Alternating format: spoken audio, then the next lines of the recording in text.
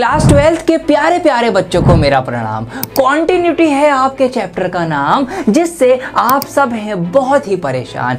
परेशानी की वजह है आपका डर, जिससे आपका कॉन्फिडेंस गया है मर, क्योंकि आपको वैसे नहीं पढ़ाया गया जैसे आपको पढ़ाया जाना चाहिए था। और शायद इसीलिए यह चैप्टर मुझे आपके लिए बहुत पहले ही लेकर आ जाना चाहिए था।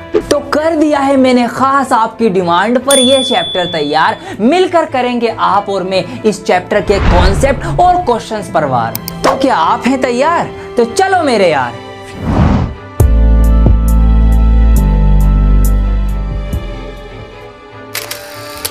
तो स्टार्ट करते हैं कॉन्सेप्ट के साथ, because concept is power. Chapter का आपके नाम है कॉन्टिन्यूटी एंड डिफरेंशिएबिलिटी। इसके नाम से कॉन्सेप्ट सीखेंगे। कॉन्टिन्यूटी पे सबसे पहले हम नजर मारते हैं, पहले इससे निपट लेते हैं। कॉन्टिन्यूटी वर्ड ये बना है कॉन्टिन्यू से, और कॉन्टिन्यू वर्ड आपने अभी तक बहुत बार सुना होगा।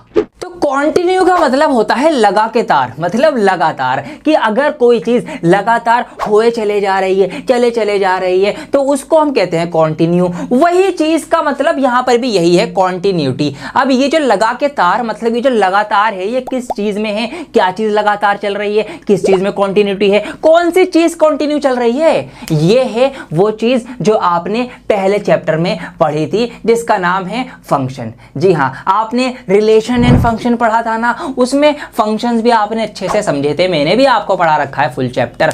अब ये जो फंक्शंस होते हैं, इसमें हमें देखना है कि कौन सा फंक्शन जो है वो कॉन्टिन्यू है, वो लगातार है, और कौन सा फंक्शन कॉन्टिन्यू नहीं है, लगातार नहीं है। बस इस पूरे चैप्टर में सिर्फ इतना सा काम करना है। बहुत आसान चैप्टर है, मैं सबसे आसान तरीके से आपको ये समझाने वाला हूं। कैसे, आइए आपको बताता हूं। तो देखिए, मेजरली इस चैप्टर में आप दो टाइप के फंक्शन से डील करेंगे। कौन से फंक्शन हैं आप उनको बहुत अच्छे से जानते हैं। पहला है आपका पॉलिनोमियल फंक्शन। ठीक है जी, पहला फंक्शन कौन सा हो जाएगा? Polynomial function. क्लास 10th में आपने पूरा चैप्टर पढ़ा था, 9th में भी पढ़ा था, आप इसको बहुत अच्छे से जानते हो। आपकी अच्छी इससे बनी हुई है दोस्ती। दुश्मनी तो आपकी इससे है, जो दूसरा फंक्शन है हमारा, जो कि है ट्रिग्नोमेट्रिक फंक्शन। Trigonometric function. तो इन दो टाइप के फंक्शंस के बारे में आपको पढ़ना है। इन्हीं का आपको बताना है कि ये जो फंक्शंस हैं, क्या ये कॉन्टिन्यू होंगे या नहीं होंगे। अब आइए एक एक करके मैं इसका भी आपको कॉन्सेप्ट क्रिस्टल क्लियर कर देता हूं। बिल्कुल दूध का दूध, पानी का पानी हो जाएगा आपकी आंखों के सामने।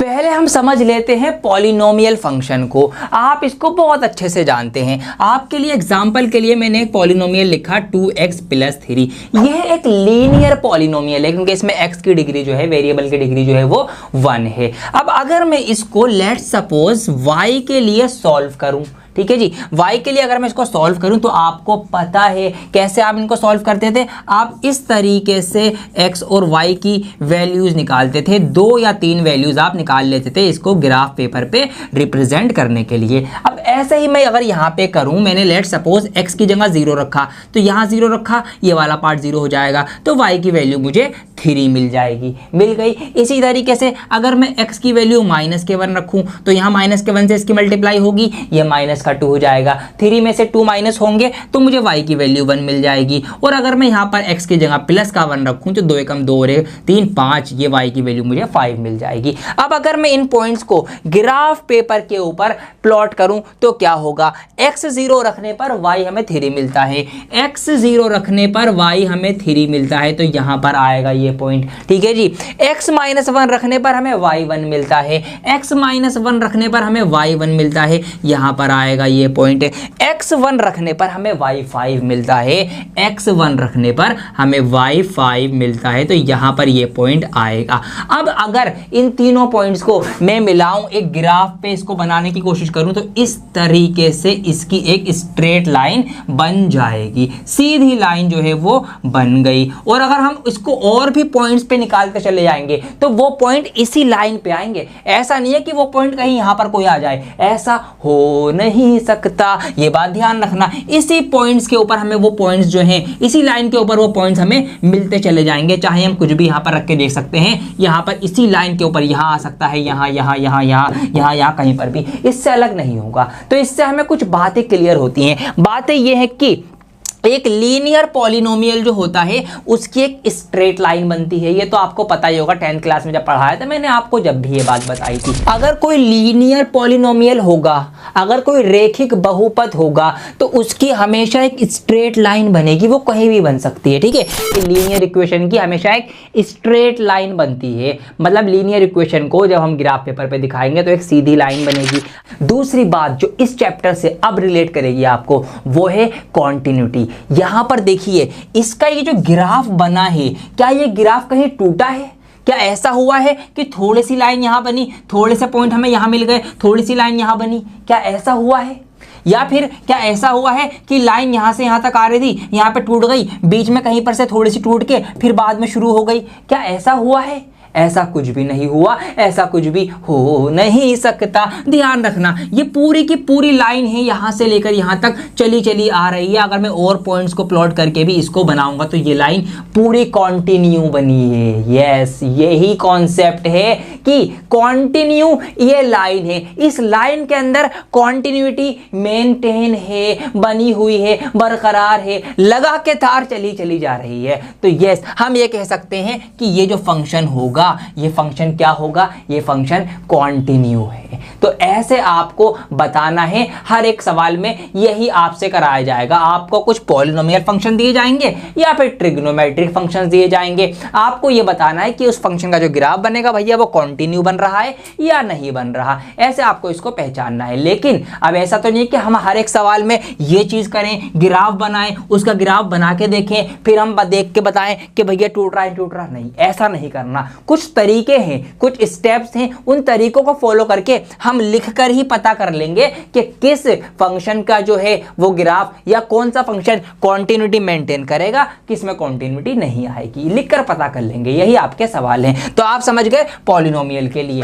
तो अगर हम अलग अलग पॉलिनोमियल के ग्राफ पे जरा नजर मार लें तो हमें आधा चैप्टर तो यहीं क्लियर हो जाएगा। यहां पर आप नजर मारिए, अभी मैंने आपको लीनियर पॉलिनोमियल का एग्जांपल दिया था, उसकी एक स्ट्रेट लाइन बन रही थी, एक सीधी यहां पर कॉन्टिन्यूटी मेंटेन है। तो हम कह सकते हैं कि भैया इसका जो ग्राफ बनेगा या ये फंक्शन कॉन्टिन्यू होगा, सिंपल एज दैट। ऐसे ही अगर आप क्वाड्रेटिक पॉलिनोमियल को देखेंगे तो उसका इस तरीके से ग्राफ बनता है। और यहां पर भी देखिए, ऐसा नहीं है कि उसका ग्राफ कहीं टूट गया हो, नहीं, कॉन्टिन्यू है, बिल्कुल कॉन्टिन्यू का। देखिए यहां से शुरू हुआ, ये चला ये चला ये चला ये चला, यहां पर आ गया। यहां पर देखिए मेरा पेन कहीं उठा नहीं है, ये जो कलम है, ये जो पेन है, ये मैंने यहां पर रखा, यहां से इसका ग्राफ बनाना शुरू किया और बिना उठाए, बगैर उठाए, ये पूरा का पूरा ग्राफ में बना पा रहा हूं। तो अगर किसी फंक्शन का ग्राफ आप बिना पेन उठाए बना पा रहे हैं पूरा, तो वो फंक्शन कॉन्टिन्यू होगा, सिंपल एज दैट। ऐसे आपको इसको समझना है। तो यहां पर लीनियर पॉलिनोमियल हो, क्वाड्रेटिक हो, क्यूबिक हो, क्यूबिक का भी देखिए ये ग्राफ बनता है। यहां से चलूंगा, ये मैं ऊपर गया, ये मैं नीचे आया, ये मैं ऊपर चला गया, बिना पेन उठाए पूरा का पूरा इसका जो है वो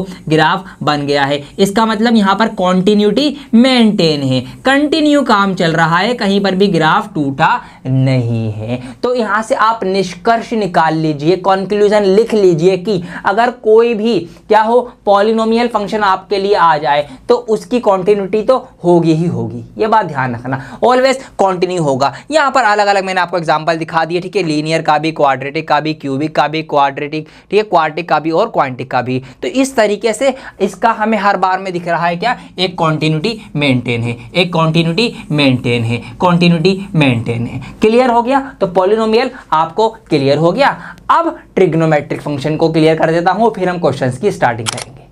ट्रिग्नोमेट्रिक फंक्शन की अगर आप बात करें तो इससे भी आप वाकिफ हैं, साइन, कॉस, टेन, कॉट, सेक, कोसेक, इनके फंक्शंस होते हैं। अभी तक आपने इनको सॉल्व किया है, ग्राफ की बात आपके सामने कम ही आई है, लेकिन इन फंक्शंस के भी अपने ग्राफ बनते हैं। अगर इनकी वैल्यूज को हम पुट करें और वैल्यूज के अकॉर्डिंग हम उनकी लाइन को मिलाते चले जाएं तो उनके भी कुछ ग्राफ बनते हैं। तो आइए ट्रिग्नोमेट्रिक फंक्शन में किसके क्या ग्राफ होते हैं देख के नजर मार लेते हैं, सवालों को सॉल्व करने में आपके लिए आसानी हो जाएगी। अब यहां पर आपके लिए मैंने सारा काम आसान यहाँ पे कर दिया है। देखिए इस पे नजर मारिए आप, यहाँ पर आप देख सकते हैं सबसे पहले हम बात करेंगे साइन के फंक्शन के ग्राफ की। तो साइन एक्स अगर हमारे पास फंक्शन है, ठीक है, उसका ग्राफ जो है वो कुछ इस तरीके से बनता है। आप यहाँ पर देख सकते हैं कैसे, यहाँ से शुरू होगा -2 पाई से, फिर इस तरीके से ये चलता हुआ चलेगा। अब यहाँ पर भी आपको समझ में आ गया होगा कि बिना पेन उठाए पूरा का पूरा यहाँ पर ग्राफ जो है वो बन गया है। तो इसका मतलब क्या है कि साइन एक्स या साइन एक्स का जो फंक्शन है वो क्या दिखाता है, वो कॉन्टिन्यूटी दर्शाता है, कॉन्टिन्यूटी दिखाएगा, क्योंकि यहाँ पर कहीं पर भी कॉन्टिन्यूटी ब्रेक नहीं हुई है। कोस का देखो ग्राफ, अगर हम कोस फंक्शन की बात करें, कोस एक्स की, तो उसका यहाँ से स्टार्ट होगा, फिर ऐसे नीचे गया, फिर ऊपर वैल्यूज के अकॉर्डिंग π/2 आ गया, 3π/2 आ गया। ये देखिए यहाँ पर भी बिना पेन उठाए पूरा का पूरा जो है वैल्यूज के अकॉर्डिंग मैं बना रहा हूं तो चल रहा है। इट मींस साइन एक्स और कोस एक्स आ जाए तो इसका मतलब समझ जाना कि ये तो कॉन्टिन्यूटी दिखाएंगे ही दिखाएंगे। आंसर आपको पहले पता चल जाएगा। लिखने का तरीका, सवाल सॉल्व करने का तरीका मैं अभी आपको बता देता हूं। ढेर सारे इंपॉर्टेंट सवाल करवाऊंगा आपको इसी वीडियो में, तो बस देखते रहो वीडियो, ये तो क्लियर हो गए। लेकिन बाकियों पे अगर आप नजर मारें, यहाँ गड़बड़ है। यहाँ पे मतलब गड़बड़ नहीं है, इनका जो नेचर है वो अलग है थोड़ा। अगर आप यहाँ पे कोसेक्स का देखेंगे, ठीक है, आप यहाँ पे सेक का देखेंगे, कोट का देखेंगे, टेन का देखेंगे, देखिए इनका यहाँ पर इसकी वैल्यू के अकॉर्डिंग यहाँ ग्राफ बनेगा, फिर यहाँ ग्राफ बनेगा, यहाँ बनेगा, यहाँ बनेगा, वैल्यूज के अकॉर्डिंग। अब देखो यहाँ पर क्या हो रहा है, मेरा पेन उठ रहा है, ये मैंने इतना बनाया, ये उठ गया, ठीक है, फिर मैं नीचे आ गया, फिर यहाँ वैल्यू आई, फिर उठ गया, फिर यहाँ वैल्यूज आई, फिर उठाना पड़ा, फिर यहाँ वैल्यू आई, फिर उठाना पड़ा। बिना पेन उठाए मैं इसका ग्राफ बना ही नहीं सकता। तो इसका मतलब क्या हुआ, इसका मतलब ये चारों फंक्शन कॉन्टिन्यूटी नहीं दर्शाते, ये डिसकॉन्टिन्यूटी दर्शाते हैं। समझ में आ गई बात। तो ये यहाँ पर सीन है। तो ऐसे आपको चीजें क्लियर हो गई। पेन उठ गया भैया, यहाँ पर कॉन्टिन्यूटी टूट गई, कॉन्टिन्यूटी ब्रेक हो गई, इन दोनों में मेंटेन थी। तो ये है आपके ट्रिग्नोमेट्रिक फंक्शन। तो आपको पूरा क्लियर हो गया इस चैप्टर में आपको क्या करना है, ठीक है, कौन कौन से फंक्शन आपको देखने को मिलेंगे। अब आइए सवाल के तौर पर इसको कैसे लिखा जाएगा, कैसे इसको करा जाएगा, वो मैं आपको समझा देता हूँ फटाफट। एक दो एग्जाम्पल लेके फिर हम क्वेश्चंस की एक्सरसाइज की स्टार्टिंग करेंगे। और यकीन मानना आपसे बड़े मजे से सवाल होंगे, आपको लगेगा यार मैं इसके लिए डर रहा था, मैं तो बड़ा पागल हूं। ठीक है, बहुत आसान चीजें आपके लिए हो जाएंगी। आइए शुरू करते हैं एग्जांपल्स को समझना। अब आपको एक एग्जांपल समझाता हूं कि कैसे आपको फंक्शन दिए गए होंगे, कैसे इनको आपको समझना है और पहचानना है। सब चीजें बहुत इंपॉर्टेंट चीजें हैं, इनको ध्यान से देखिए आप। देखिए यहां पर एक फंक्शन दिया गया है कि फंक्शन फॉर एक्स जो है वो 1 आएगा जब if x is less than और इक्वल टू 0, कि अगर एक्स की वैल्यू हम 0 के बराबर या उससे कम रखें तो हमें फंक्शन क्या मिलता है, रिजल्ट हमें 1 मिलता है। तो ऐसे समझो कि हमें y पर 1 यहां पर होगा, 1 मिलता है। कब मिलता है, कि जब हम x की वैल्यू 0 रखें, मतलब यहीं पर रहें, या फिर 0 से कम रखें। तो 0 से कम मतलब इधर जाएगा, माइनस में जाएगा। तो ये बात आपको समझ में आ गई कि हमें यहाँ पर 0 और 1 एक पॉइंट मिल जाता है। ठीक है जी, कि हमें यहाँ पर 1 मिलता है कब, कि जब हम x की वैल्यू 0 रखें, मतलब ये वाला पॉइंट भी शामिल हो गया, 0 रखें या उससे कम रखें, और इससे कम के सारे पॉइंट जो है वो सब इसमें शामिल हो गए। अब हमें एक कंडीशन और दी गई कि हमें फंक्शन में वैल्यू 2 मिलती है। कब मिलती है, कि if x is more than 0, कि अगर x हम 0 से ज्यादा रखते हैं, तो x की वैल्यू 0 से ज्यादा रखते हैं तो हमें क्या मिलता है, हमें 2 मिलता है। तो 1 ये है, 2 ये है, हमें 2 मिलेगा कब, कि जब हम x की वैल्यू 0 नहीं रखनी, 0 से ज्यादा रखनी है। मतलब इस पॉइंट को छोड़कर थोड़ा सा आगे बढ़ाकर हमें यहाँ पे सारे पॉइंट्स लेने, थोड़ा सा आगे बढ़ाकर। तो इसका मतलब क्या है, कि यहाँ पर हमारा इस तरीके से हम इसको शो करेंगे। अब यहाँ पर देखिए ये इसका पूरा ग्राफ बन गया इस फंक्शन का। अब आप मुझे देख के बताइए क्या ये कॉन्टिन्यू होगा, क्या ये कॉन्टिन्यूटी दिखा रहा है, नहीं दिखा रहा। जी हाँ, क्यों नहीं दिखा रहा, क्योंकि अगर मैं इसका ग्राफ बनाऊं, मैं यहाँ से शुरू करूंगा 0 से और इधर जाऊंगा, अब मुझे पेन उठाना पड़ जाएगा। या मैं अगर इधर से इधर भी आऊंगा, ठीक है, मैं इधर से 0 की तरफ भी बढ़ूंगा, 0 तक पहुंच गया। अब मुझे यहाँ से आगे बढ़ने के लिए, क्योंकि यहाँ पर 2 पर आना है मुझे, तो यहाँ मुझे पेन उठाना पड़ेगा। तो पेन उठाना पड़ेगा, इट मीन्स ये यहाँ पर कॉन्टिन्यूटी नहीं दिखा रहा। समझ में आ गई बात। तो ये आपको ऐसे पहचानना है। एक एग्जांपल और समझाता हूं और अच्छे से बात समझ में आएगी। अब इस सवाल पे नजर मारिए और मुझे आप बताइए कि इसकी कंडीशन क्या निकलेगी। यहां पर हमें फंक्शन दिया गया है कि फंक्शन जो है हमारा आउटपुट 1 निकल के आता है कब, जब हमारा x जो है वो 0 के बराबर नहीं है और दूसरा कंडीशन क्या दी गई कि 2 आता है जब x बराबर 0 है। इसका मतलब जब हम x पर कहीं भी गए 0 पे है तो हमें फंक्शन पे y की वैल्यू 2 मिल जाती है, मतलब हम यहाँ पर 1 और 2, तो हमें एग्जैक्टली ये वाला पॉइंट मिल जाता है 0 2। ठीक है, x 0 रखने पर हमें y 2 मिल जाता है, फंक्शन का आउटपुट हमें 2 मिल जाता है। तो 0 रखने पर 2 मिल गया, मतलब ये वाला पॉइंट हो गया। अब ये कंडीशन देखो, x इज इक्वल टू 0 ना हो तो हमें 1 मिलता है। हमें यहां पर 1 कब मिलता है कि जब x इज इक्वल टू 0 ना हो, मतलब हमें ये 0 वाला पॉइंट छोड़कर बाकी के इधर के सारे लेने हैं और बाकी के उधर के भी सारी वैल्यूज जो है वो ले लेनी है, लेकिन ये बीच की वैल्यू नहीं लेनी, ये हमसे मना करी गई है। ये मना करी गई मतलब हम लेफ्ट हैंड की सारी वैल्यूज ले सकते हैं, राइट हैंड की सारी भी ले सकते हैं, उन सब पर हमें मिलेगा, लेकिन इस पर नहीं मिलेगा, तो इसको हमने एक्सक्लूड कर दिया है। ये इसका कुछ यहाँ पर ग्राफ बन गया। अब आप देखिए, एक पॉइंट ऊपर है, एक पॉइंट यहाँ पर है, यहाँ से यहाँ तक मैं चलूंगा, इस गैप को मुझे छोड़कर फिर मैं यहां से यहां तक बढ़ूंगा, और ये पॉइंट तो मेरा अलग ही है, तो ये कॉन्टिन्यूटी नहीं दिखा रहा। तो मैंने आपको दोनों ही कंडीशन बता दी कि कॉन्टिन्यूटी कैसे दिखाई जाती है, कैसे नहीं दिखाई जाती, क्या पहचान है। ग्राफ की मदद से हमने काफी अच्छे से चीजें क्लियर कर ली हैं। अब आइए, अब मैं आपको तरीका बता देता हूं कि कैसे आपको लिखकर चेक करना है बिना ये ग्राफ बनाए। बहुत ही सिंपल है। जो भी आपको फंक्शन दिया गया है आपको उसको 2 तरीकों से चेक करना है। एक तो आप डायरेक्ट ही फंक्शन के अंदर वैल्यू पुट कर देना, जो भी हमें x की वैल्यू दी गई होगी कि x इतने पर चेक करो, x की जगह 5 रख के चेक करो, 6 रख के चेक करो, -2 रख के, जो भी होगा कि x जैसे कि यहाँ पे दिया गया था x 0 रख के चेक करो। इस तरीके से जो भी दिया गया होगा एक तो वो वैल्यू डायरेक्ट ही फंक्शन में लगा दो तो कुछ वैल्यू निकल के आएगी। ठीक है, कुछ वैल्यू निकल के आ गई, फिर उसी वैल्यू को लिमिट की फॉर्म में सॉल्व करो। जी हाँ, लिमिट यहां पर यूज होगी। लिमिट की फॉर्म में आपको उसको सॉल्व करना है, आपको लिमिट लगानी पड़ेगी। ठीक है, x टेंड्स टू या x approaches to constant term, जो भी दी गई होगी x की वैल्यू, आपने यहां से कुछ वैल्यू निकाली, कुछ वैल्यू निकल के आएगी। आपने लिमिट लगा के सॉल्व करा, कुछ वैल्यू निकल के आएगी। अगर ये दोनों वैल्यूज बराबर आ जाएं, अगर इनका मान बराबर आ जाए, सेम वैल्यू आ जाए, यहां अगर आपको 5 मिला यहां भी 5 मिल जाए, यहां 6 मिला यहां भी 6 मिल जाए, यहां 0 मिला यहां भी 0 मिल जाए, अगर ये बराबर आ जाए तो इट मीन्स ये कॉन्टिन्यूटी दिखा रहा है, कॉन्टिन्यूअस है फंक्शन। समझ में आ गई बात। और अगर ये बराबर नहीं आए तो कॉन्टिन्यूटी नहीं है, कॉन्टिन्यूटी ब्रेक हो गई, फंक्शन कॉन्टिन्यूअस नहीं होगा। ये आपकी सिंपल सी बात ध्यान में आपको रखनी है डायरेक्ट वाले केसेस में। अगर आपका ऐसा केसेस होगा जिसमें ऐसा केस होगा जहां पर आपको कंडीशन दी गई होगी कि कम वाली इतनी है, ज्यादा वाली इतनी है, तो वहां पर हम कम के लिए कम की तरफ बढ़ेंगे, ज्यादा के लिए ज्यादा की तरफ बढ़ेंगे, तो वहां पर आपको फिर लिमिट को थोड़ा और एक्सप्लेन करके सॉल्व करना पड़ेगा। कैसे? आपको फिर जो लिमिट सॉल्व करनी पड़ेगी ना, वो दोनों साइड के सॉल्व करनी पड़ेगी।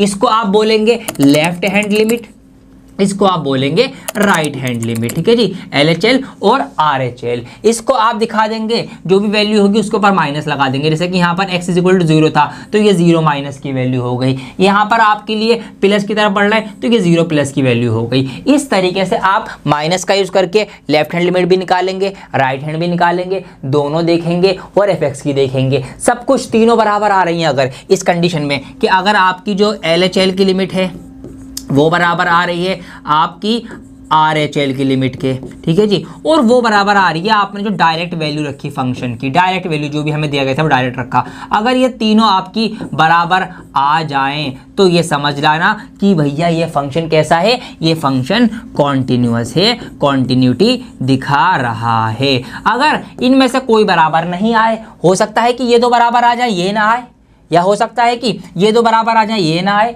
या हो सकता है कि ये दो बराबर आ जाए ये वाली ना आए बीच वाली। तो अगर कोई सी बराबर नहीं आ रही तो भैया वो फंक्शन फिर कॉन्टिन्यूटी नहीं दिखाएगा। बस ये सारा खेल है इस चैप्टर के अंदर कॉन्टिन्यूटी का। तो मैंने आपको पूरा निचोड़ समझा दिया है बहुत ही आसान शब्दों में, बहुत ही आसान तरीके से, बिना कुछ रटवाए, सब कुछ दिखाकर बताकर एक्सप्लेन करके। अब अभी से लेफ्ट हैंड लिमिट और राइट हैंड लिमिट का भी एक एग्जाम्पल आपको करा देता हूं ताकि जो बचा कुछ डाउट है वो भी आपका क्लियर हो जाए, फिर एक्सरसाइज स्टार्ट आपकी हो जाएगी। सवाल कुछ इस तरह से होगा, कंडीशन दी गई होगी। अब यहाँ पे देखिए x इज लेस देन 0 और x इज मोर देन 0, तो लेस देन मोर देन कहा गया है, मतलब लेफ्ट हैंड लिमिट और राइट हैंड लिमिट हमें लेनी है, इस कंडीशन से हमें सॉल्व करना है, ये बात पता चल गई। अब और हमें क्या दिया गया है, x इज इक्वल टू 0, कि x जो है 0 के बराबर भी है। सबसे पहले आपको ये देखना है कि जो भी आपको फंक्शन दिया गया है या वैल्यू दी गई है वो बराबर किस किस के दिखाई जा रही है। तो यहाँ पर x इज इक्वल टू 0 भी लिखा हुआ है, मोर देन इक्वल टू 0,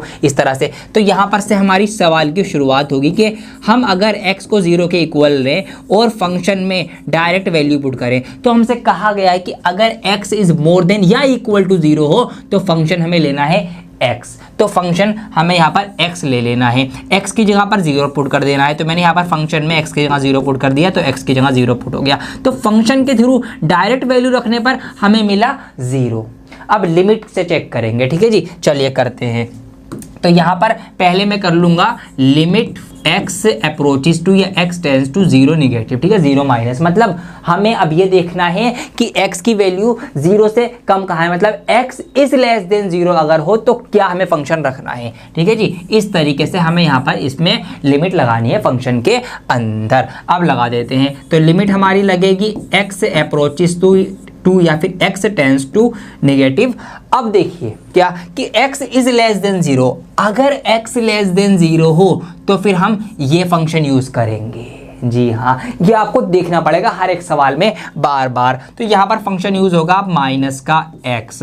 अब x की जगह पर हमें 0 पुट करना है, तो ये माइनस का 0 हो जाएगा सोल्व होके, बेसिकली 0 ही इसका आंसर आएगा। तो यहाँ से भी हमें 0 मिल गया, यहाँ से भी 0 मिल गया, समझ में आ रही है बात। तो अभी तक कॉन्टिन्यूटी साबित हो रही है। अब राइट हैंड लिमिट भी चेक करेंगे, तो लिमिट हम यूज करेंगे x टेंड्स टू 0 पॉजिटिव, मतलब 0 से बड़े राइट हैंड की तरफ जो हमारी वैल्यूज जा रही हैं उनके लिए हम फंक्शन में लिमिट लगाने वाले हैं। तो limit x tends to 0 positive. अब अगर x की वैल्यू 0 से ज़्यादा हो, x इज मोर देन 0 हो, तो क्या करना है, if x is more than 0 हो तो हमें फंक्शन लेना है ये वाला। ये ऐसे आपको देखना है सवाल में, कंडीशन के अकॉर्डिंग फंक्शन चूज करना है। तो हमें फंक्शन लेना है फिर x, अब इसके अंदर वैल्यू पुट होगी, x की जगह 0 रखना है, तो x की जगह 0 रखेंगे तो ये भी 0 आ जाएगा। अब देखिए वही बात साबित हो गई। क्या बात साबित हो गई, कि हमारा जो फंक्शन में हमने डायरेक्ट वैल्यू रखी वो बराबर आ गई हमारी लेफ्ट हैंड लिमिट के, ठीक है, वो बराबर आ गई हमारी राइट हैंड लिमिट के।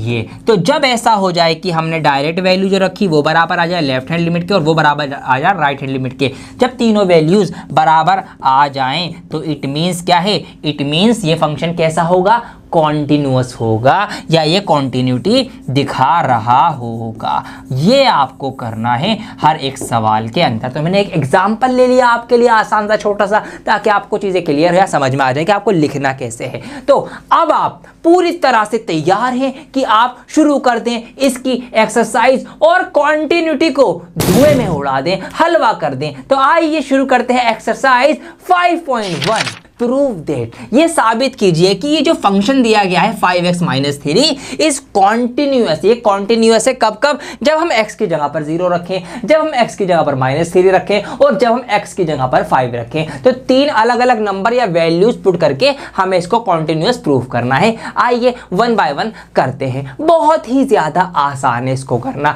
बाकी चीजें जैसे जैसे सवाल अलग होंगे उनका लेवल अलग होगा, मैं वहां पर आपको एक्सप्लेन करता रहूंगा, इसीलिए हर एक सवाल ध्यान से समझना है और देखना है। आइए करते हैं। तो सबसे पहले आपको फंक्शन जो दिया गया है वो दिया गया है 5x माइनस 3। तो आपको वैल्यू क्या रखनी है, सबसे पहले x इज इक्वल टू 0 रखनी है। तो मैंने आपको बता दिया कॉन्सेप्ट में कि कॉन्टिन्यूटी कैसे चेक होती है। पहले एक बार ये वैल्यू डायरेक्ट ही फंक्शन में रख के देखो, फिर लिमिट के अकॉर्डिंग रख के देखो, फिर देखो क्या दोनों सेम आ रही हैं या नहीं आ रही। अगर दोनों इक्वल है, सेम है, एक जैसी है, तो भैया कॉन्टिन्यूअस है, और अगर नहीं है तो नहीं है। आइए करके देखते हैं। तो सबसे पहले हम यहाँ पर अपने इस फंक्शन में x की जगह पर हमसे 0 रखने को कहा गया है, तो हम यहाँ पर x की जगह पर जहाँ जहाँ भी x दिखेगा वहाँ पर हम 0 रख देंगे। तो इस तरीके से आपने देखा कि यहाँ पर फंक्शन जो है जब हम 0 रख रहे हैं तो वैल्यू हमारी आ जाती है कितनी, -3। 3। ये हमने यहाँ पर रख दिया, बहुत आसान था। अब लिमिट की फॉर्म में इसको रख के देख लीजिए,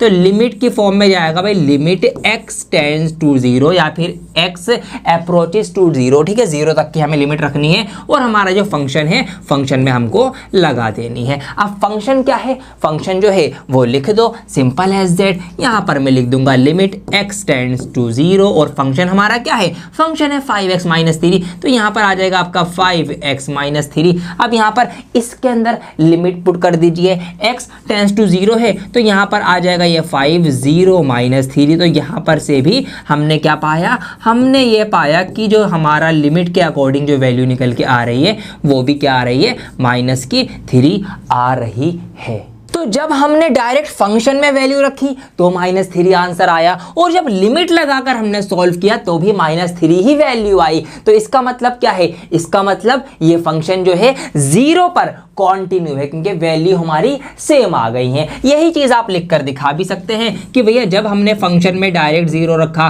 वो वैल्यू, और जब हमने लिमिट लगाई थी x के लिए 0 तक वो वाली वैल्यू फंक्शन के अंदर कैसी हो गई, बराबर हो गई। क्या वैल्यू आई, -3 आई। So therefore it is continuous, ठीक है, it is continuous at x = 0। आप ये लिख देंगे और आपका आंसर जो है वो कंप्लीट हो जाएगा x 0 के लिए। ऐसे ही फिर x - 3 के लिए करना है और फिर वैसे ही x = 5 के लिए करना है। तो जब जाके ये पहला सवाल पूरा होगा। बेसिकली इसमें आपने 3 बार प्रैक्टिस कर ली, 3 छोटे छोटे सवाल कर लिए हैं। अब आइए फटाफट से हम कर लेते हैं x = -3 की वैल्यू पुट करके क्या आंसर आने वाला है। देखिए ये आपका फंक्शन दे रखा है, यहाँ पर हम फंक्शन में यहाँ पर x की जगह पर -3 पुट करने वाले हैं। तो 5 × -3 इंटू -3। तो यहाँ पर से सॉल्व करने पर आपको क्या मिलेगा, 5 × -15 हो जाएगा और ये -3 है, माइनस माइनस प्लस होते हैं तो ये -18 आपका आ जाएगा जब आपने फंक्शन में x की जगह -3 पुट किया। अब लिमिट के अकॉर्डिंग रख के देख लीजिए, आइए फटाफट से लिमिट के अकॉर्डिंग रख के देख लेते हैं। तो लिमिट हमारी जाएगी x टेंड्स टू -3 हमारे फंक्शन में, ठीक है जी, fx में। फंक्शन हमारा क्या है, फंक्शन जो है वो लिख दीजिए लिमिट x टेंड्स टू -3 और फंक्शन है हमारा 5x - 3। अब यहाँ पर इसमें लिमिट लगाइए तो इसमें x की जगह पर क्या आएगा, -3 आएगा और बाहर भी -3 चल रहा है। यहाँ पर फिर से -15 और -3 हो गए, -18 आ गया। तो यहाँ पर हमारा जो लिमिट हमने रखी, लिमिट के अकॉर्डिंग हमने अपने फंक्शन को जब देखा तो हमने क्या पाया, हमने ये पाया कि डायरेक्ट जब हम वैल्यू रख रहे हैं तो भी -18 आ रहा है, हम लिमिट के अकॉर्डिंग सॉल्व कर रहे हैं तो भी -18 आ रहा है। तो इट मींस यस, यही बात लिखी जाएगी कि जब हमारा फंक्शन डायरेक्ट रखने पर भी -3, ठीक है, अब क्या है, अभी -18 आया, -18 आया और लिमिट रखने पर भी, तो इसीलिए इट इज कॉन्टिन्यूअस एट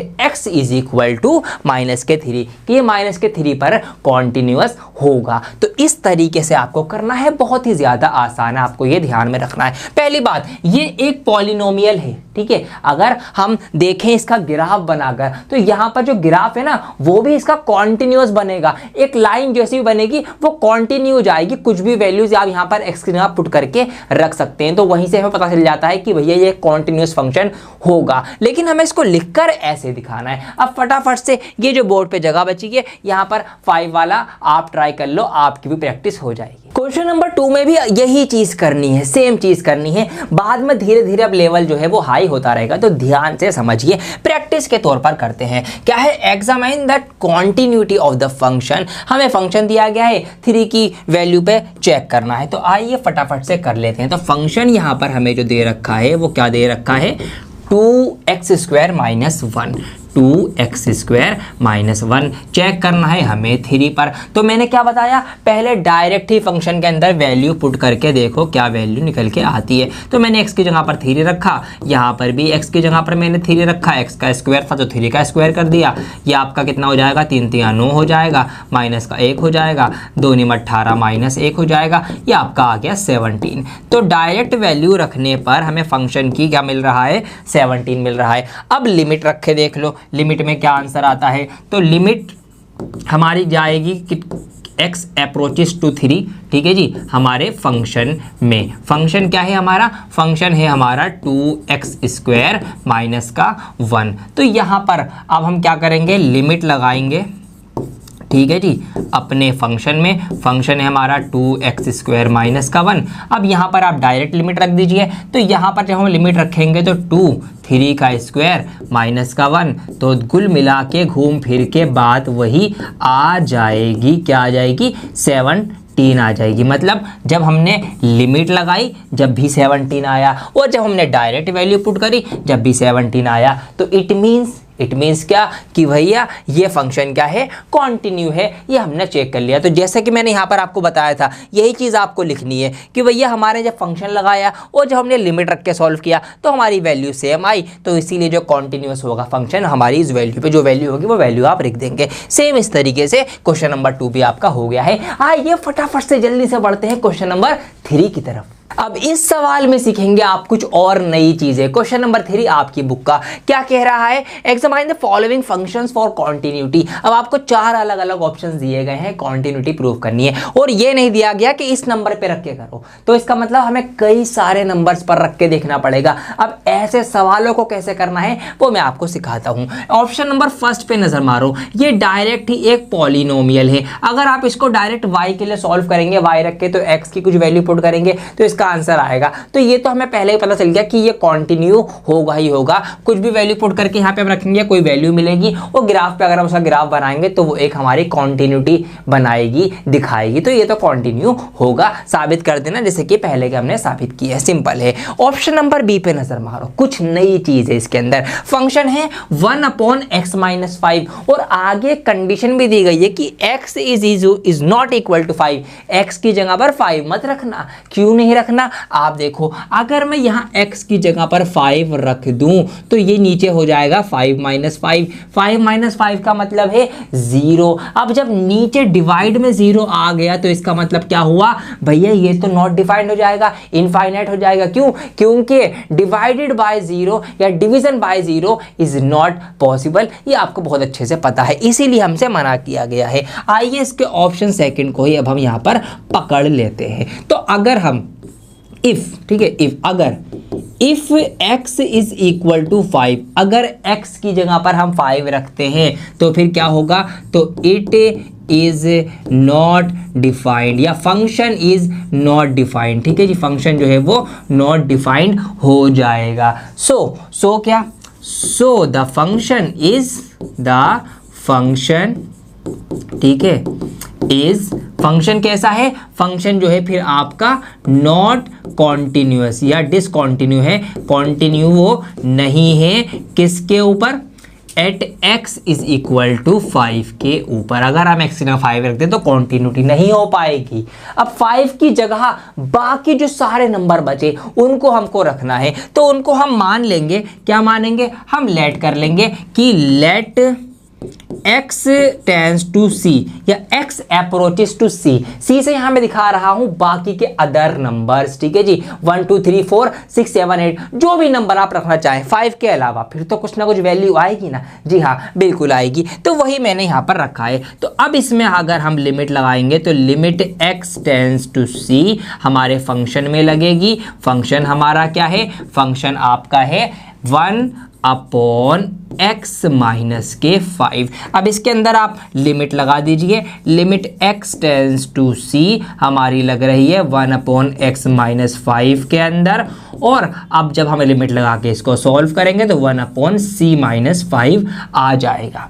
अब इसका मतलब क्या है? ये मतलब समझो। मतलब ये है कि अब देखिए, c की जगह मैंने क्या बताया? कोई भी नंबर 5 को छोड़ के अगर मैं यहां पर लेट सपोज मैं रखूं 7 c की जगह पर, तो क्या आएगा? ऊपर आएगा 1 और नीचे आएगा 7 में से 5 जाएंगे तो आपका 2 बचेगा। मुझे एक नंबर मिल गया। और अगर यही 7 मैं डायरेक्ट ही इसमें पुट करूं, ठीक है, ये तो मैंने लिमिट लगा के पुट करा। अगर मैं डायरेक्ट ही x की जगह पर 7 रख दूं इसके अंदर, तो यहां पर ये आपका कितना आएगा? ये जब भी आपका कितना आएगा? 1/2 ही आएगा। तो इसका मतलब आप यहाँ पर इस सी की जगह कोई भी नंबर रख के देख लीजिए, और फिर उसी नंबर को अगर आप डायरेक्ट भी रख के देखेंगे तो वैल्यूज आपको सेम मिलेंगी। एक बार और ट्राई कर लेता हूं। आपने x की जगह पर यहाँ पर लेट सपोज 10 रखा, तो यहाँ पर आपको मिल जाएगा 1/5, और लिमिट में आगे सॉल्व होके क्या आया 1/c-5। तो यहाँ पर भी अगर मैं c की जगह पर 10 रखता हूं तो भी मुझे क्या मिलेगा 1/5 ही मिलेगा। इसका मतलब क्या है,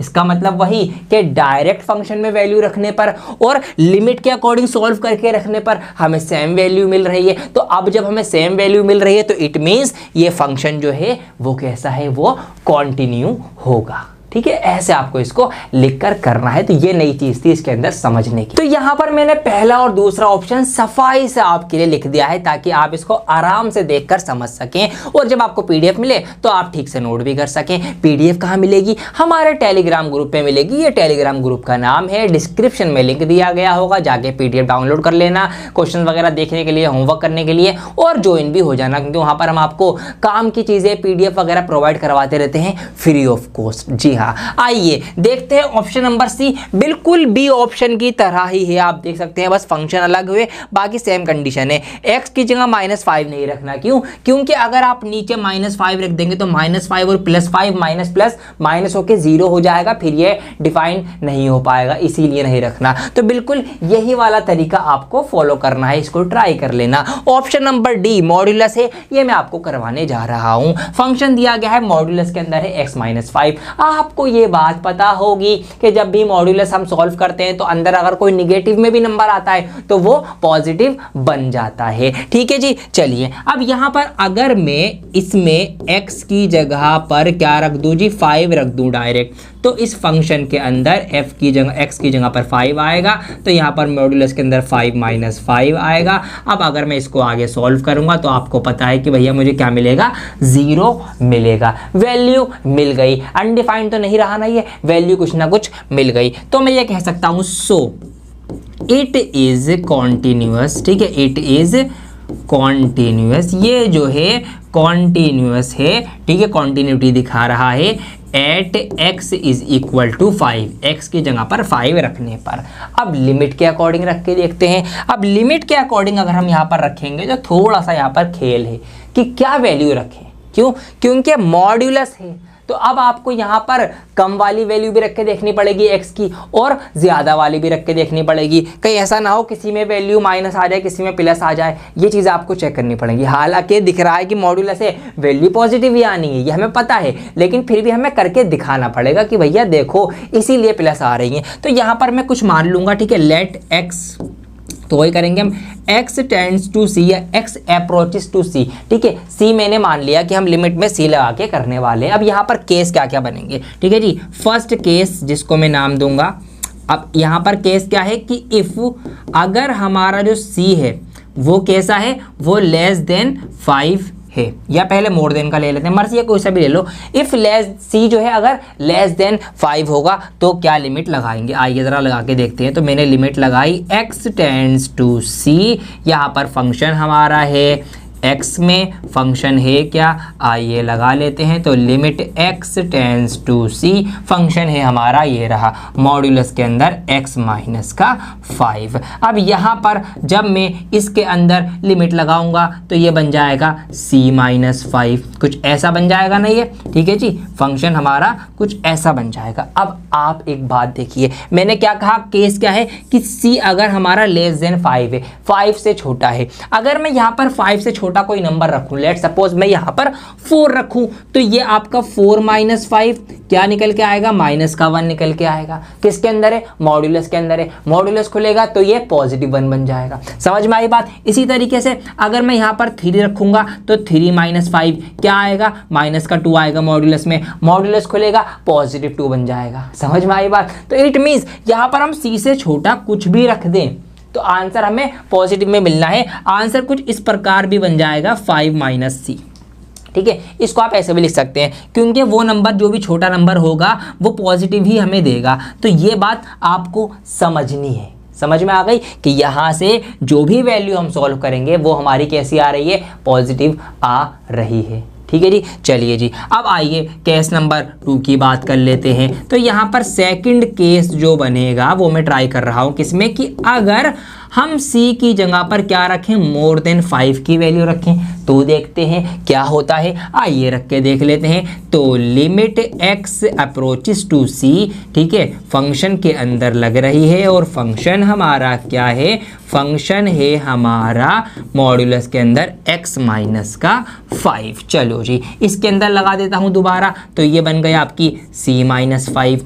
अब आप एक बात सोचिए, अगर यहाँ c हमें रखना है 5 से बड़ा, 5 से बड़ा कुछ भी रखो, आप 6 रखेंगे तो 1 मिलेगा, 1 पॉजिटिव का मिलेगा, आप 7 रखेंगे पॉजिटिव का 2 मिलेगा, खुल के पॉजिटिव भी बनेगा। तो यहाँ पर भी मैं c से बड़ा, 5 से बड़ा कुछ भी रख दूं, जब भी मुझे एक पॉजिटिव वैल्यू मिल रही है, तो यहाँ पर से भी ये इसके बराबर आ गया, यहाँ से भी ये इसके बराबर आ गया फंक्शन, ठीक है जी। तो यहाँ पर हमें 0 मिला, तो इसका मतलब क्या है कि सब कुछ हमें बराबर मिल रहा है, पॉजिटिव में ही मिल रहा है। तो इसीलिए क्या हो जाएगा, तो therefore it is continuous for all real numbers, के सभी रियल नंबर्स पे हम यहाँ पे कुछ भी रख दें, ये हमें पॉजिटिव वैल्यू ही देगा, और मॉड्यूलस का काम ही ये होता है पॉजिटिव वैल्यू देना। तो इसका मतलब यस, ये कॉन्टिन्यूअस है। ऐसे आपको इसको करना था। अब ये है मोस्ट इंपॉर्टेंट क्वेश्चन, जहां पर आपको फंक्शन के लिए कंडीशन दी गई है कि अगर ये हो तो ये रखो, ये हो तो ये रखो। इसमें सबसे ज़्यादा बच्चे परेशान होते हैं और घबराते हैं इन सवालों से, लेकिन मेरे प्यारे बच्चों बिल्कुल डरने की ज़रूरत नहीं है, बहुत आसान है ये भी। आइए देखिए कैसे समझाता हूँ। Is the function f defined by, हमें एक फंक्शन x है, फंक्शन सिर्फ x है, उसको डिफाइन ऐसा किया गया है कि x जो है कब कब क्या क्या होगा, ठीक है, इस तरीके से वो हमसे दिया गया है। हमसे पूछा है क्या वो कॉन्टिन्यूअस है 0 पर, 1 पर और 2 पर। तो 0, 1 और 2 इन पे हमें रख रख कर ये देखना है। कंडीशन लेकिन सिर्फ 1 के लिए दी गई है, तो 0 और 2 के लिए कोई कंडीशन नहीं गई, इनके लिए जैसे हम करते आए हैं अभी तक वही चीज़ें हमें करनी है। तो आइए फटाफट से इसको हम कर लेते हैं। पहले हम 0 के लिए चेक कर रहे हैं। अब हमारा जो फंक्शन है वह ये फंक्शन अपने आप में क्या है, सिर्फ वो सिर्फ x है। अगर आप इसको 0 के लिए पुट करेंगे, ठीक है, x की जगह 0 रखेंगे, तो हमारा जो फंक्शन क्या हो जाएगा, सिंपल डायरेक्ट आपका 0 आंसर आ जाएगा, सिंपल एज दैट। ठीक है जी, हमारा फंक्शन x था और x के लिए हमें 0 रखना है, तो जब यहाँ पर आप 0 पुट करेंगे तो भैया जी ये तो आपका 0 आ गया। ठीक है जी, ऐसे 0 मिल गया। अब लिमिट में रख के देख लीजिए, तो लिमिट में आपको पता है कि x टेंड्स टू 0, ठीक है, फंक्शन x में रखा जाएगा और फंक्शन हमारा क्या है, यही हमारा फंक्शन है। तो यहाँ पर x की जगह पर जब आप 0 पुट करेंगे, 0 रखेंगे, तो इसकी वैल्यू भी क्या ही आपको मिलने वाली है, 0 ही मिलने वाली है। ठीक है, ऐसे आपको इसको करना है। तो यहाँ पर आपको ऐसे भी 0 मिल गया डायरेक्ट रखने पर, और लिमिट लगाने पर भी आपको 0 मिल गया। इसका मतलब लिमिट वाली वैल्यू और डायरेक्ट वाली वैल्यू दोनों इक्वल हैं, तो it means x is equal to 0 पर ये फंक्शन कॉन्टिन्यू होगा, कॉन्टिन्यूटी दर्शाएगा। ठीक है, ऐसे आपको इसको कर लेना है। अब अभी मैं रफली आपको ये कर रहा हूँ, बाकी मैं आराम से सफाई के साथ लिख के आपको दिखा भी दूंगा। ठीक है, समझने का सारा खेल है, इसलिए आप समझो। पहले 1 वाला बाद में करूंगा, क्योंकि 1 में कंडीशन है और यही मेन पार्ट है, इसलिए इसको भी होल्ड करते हैं। 2 वाला भी फटाफट देख लेते हैं। तो x बराबर 2 रखना है, फंक्शन है आपका x।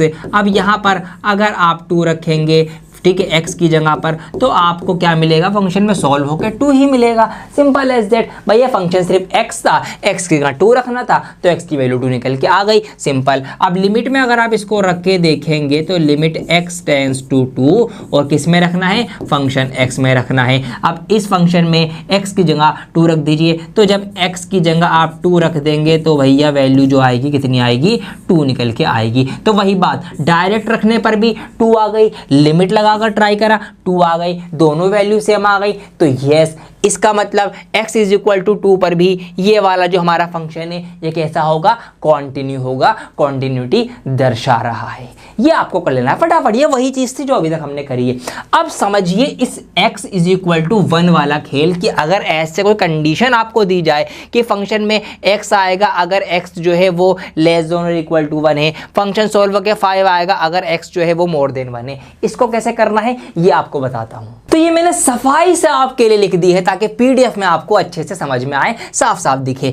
अब आइए मेन केस, आपको ये समझना है, ध्यान देना, पूरा का पूरा 100% आपका कंसंट्रेशन मुझे चाहिए। देखिए समझिए, सबसे पहले x1 के लिए हम सॉल्व कर रहे हैं। कंडीशन दी गई है कि अगर x की वैल्यू लेस देन और इक्वल टू 1 हो तो फंक्शन यूज करेंगे हम x, अगर x की वैल्यू 1 से ज्यादा है तो फंक्शन हम यूज करेंगे 5। तो यहां पर x की वैल्यू 1 से कम, लेस देन 1, 1 माइनस, और 1 से ज्यादा, मोर देन 1, 1 प्लस। तो यहां पर हम दोनों ही तरीके से लिमिट लगाएंगे, हम 1 माइनस की भी लिमिट लगाएंगे और 1 प्लस की भी लिमिट लगाएंगे। दो अलग अलग लिमिट लगेगी, पॉजिटिव में भी नेगेटिव में भी। समझ में आई बात? उनके अकॉर्डिंग हम फंक्शन रखेंगे। और सॉल्व किसके लिए कर रहे हैं हम? 1 के लिए, 1 के लिए कर रहे हैं। तो आइए करते हैं, पहले डायरेक्ट कर लेते हैं। तो फंक्शन आपको जो दिया गया है वो क्या है? सिंपल x है। अगर फंक्शन में हम डायरेक्ट x की वैल्यू 1 पुट कर दें तो हमें x की वैल्यू 1 मिल जाएगी। तो f1 हमें 1 मिल गया डायरेक्ट। अब लिमिट लगा के देख लेते हैं क्या यही आएगा या कुछ और आएगा।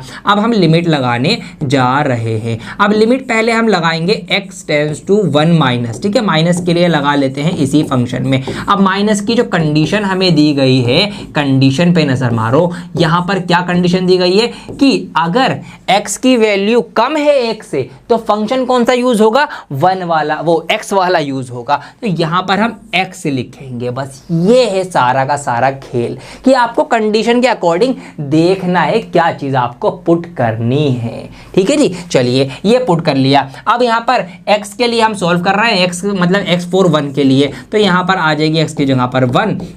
अब आपको लिमिट लगानी है इस फंक्शन के अंदर, तो x की जगह 1 रखना है। तो यहाँ पर x ही अकेला, तो x की जगह 1 आ जाएगा। तो सिंपल एज दैट, ये यहाँ पर हमारा 1 मिल गया हमें, x 1 माइनस जब हमने रख के सॉल्व करा। अब आइए दूसरी जगह पे ट्राई कर लेते हैं दूसरी तरह से, जहाँ पर हमें क्या करना है? 1 प्लस यूज करना है हमारे फंक्शन के अंदर। आइए फटाफट से इसको भी लिख लेते हैं। तो limit x tends to 1 plus, condition दी गई है कि अगर 1 प्लस हो x की वैल्यू, मतलब मोर देन 1 हो, 1 से ज्यादा हो, तो फंक्शन हमें 5 यूज करना है। तो यहां पर फंक्शन की जगह 5 आ जाएगा। अब x किसके लिए सॉल्व कर रहे हैं हम? 1 के लिए सॉल्व कर रहे हैं। तो भैया फंक्शन जो है वो x की वैल्यू 1 के लिए सॉल्व हो रहा है, और यहां पर हम सॉल्व करेंगे, x की जगह पर 1 रखना है। यहां पर तो फंक्शन में x है ही नहीं कहीं पे, तो कुछ भी नहीं कर सकते, जो है वो एज इट इज लिख दो। तो यहां पर ये हमारा एज इट इज उठ के आ जाएगा।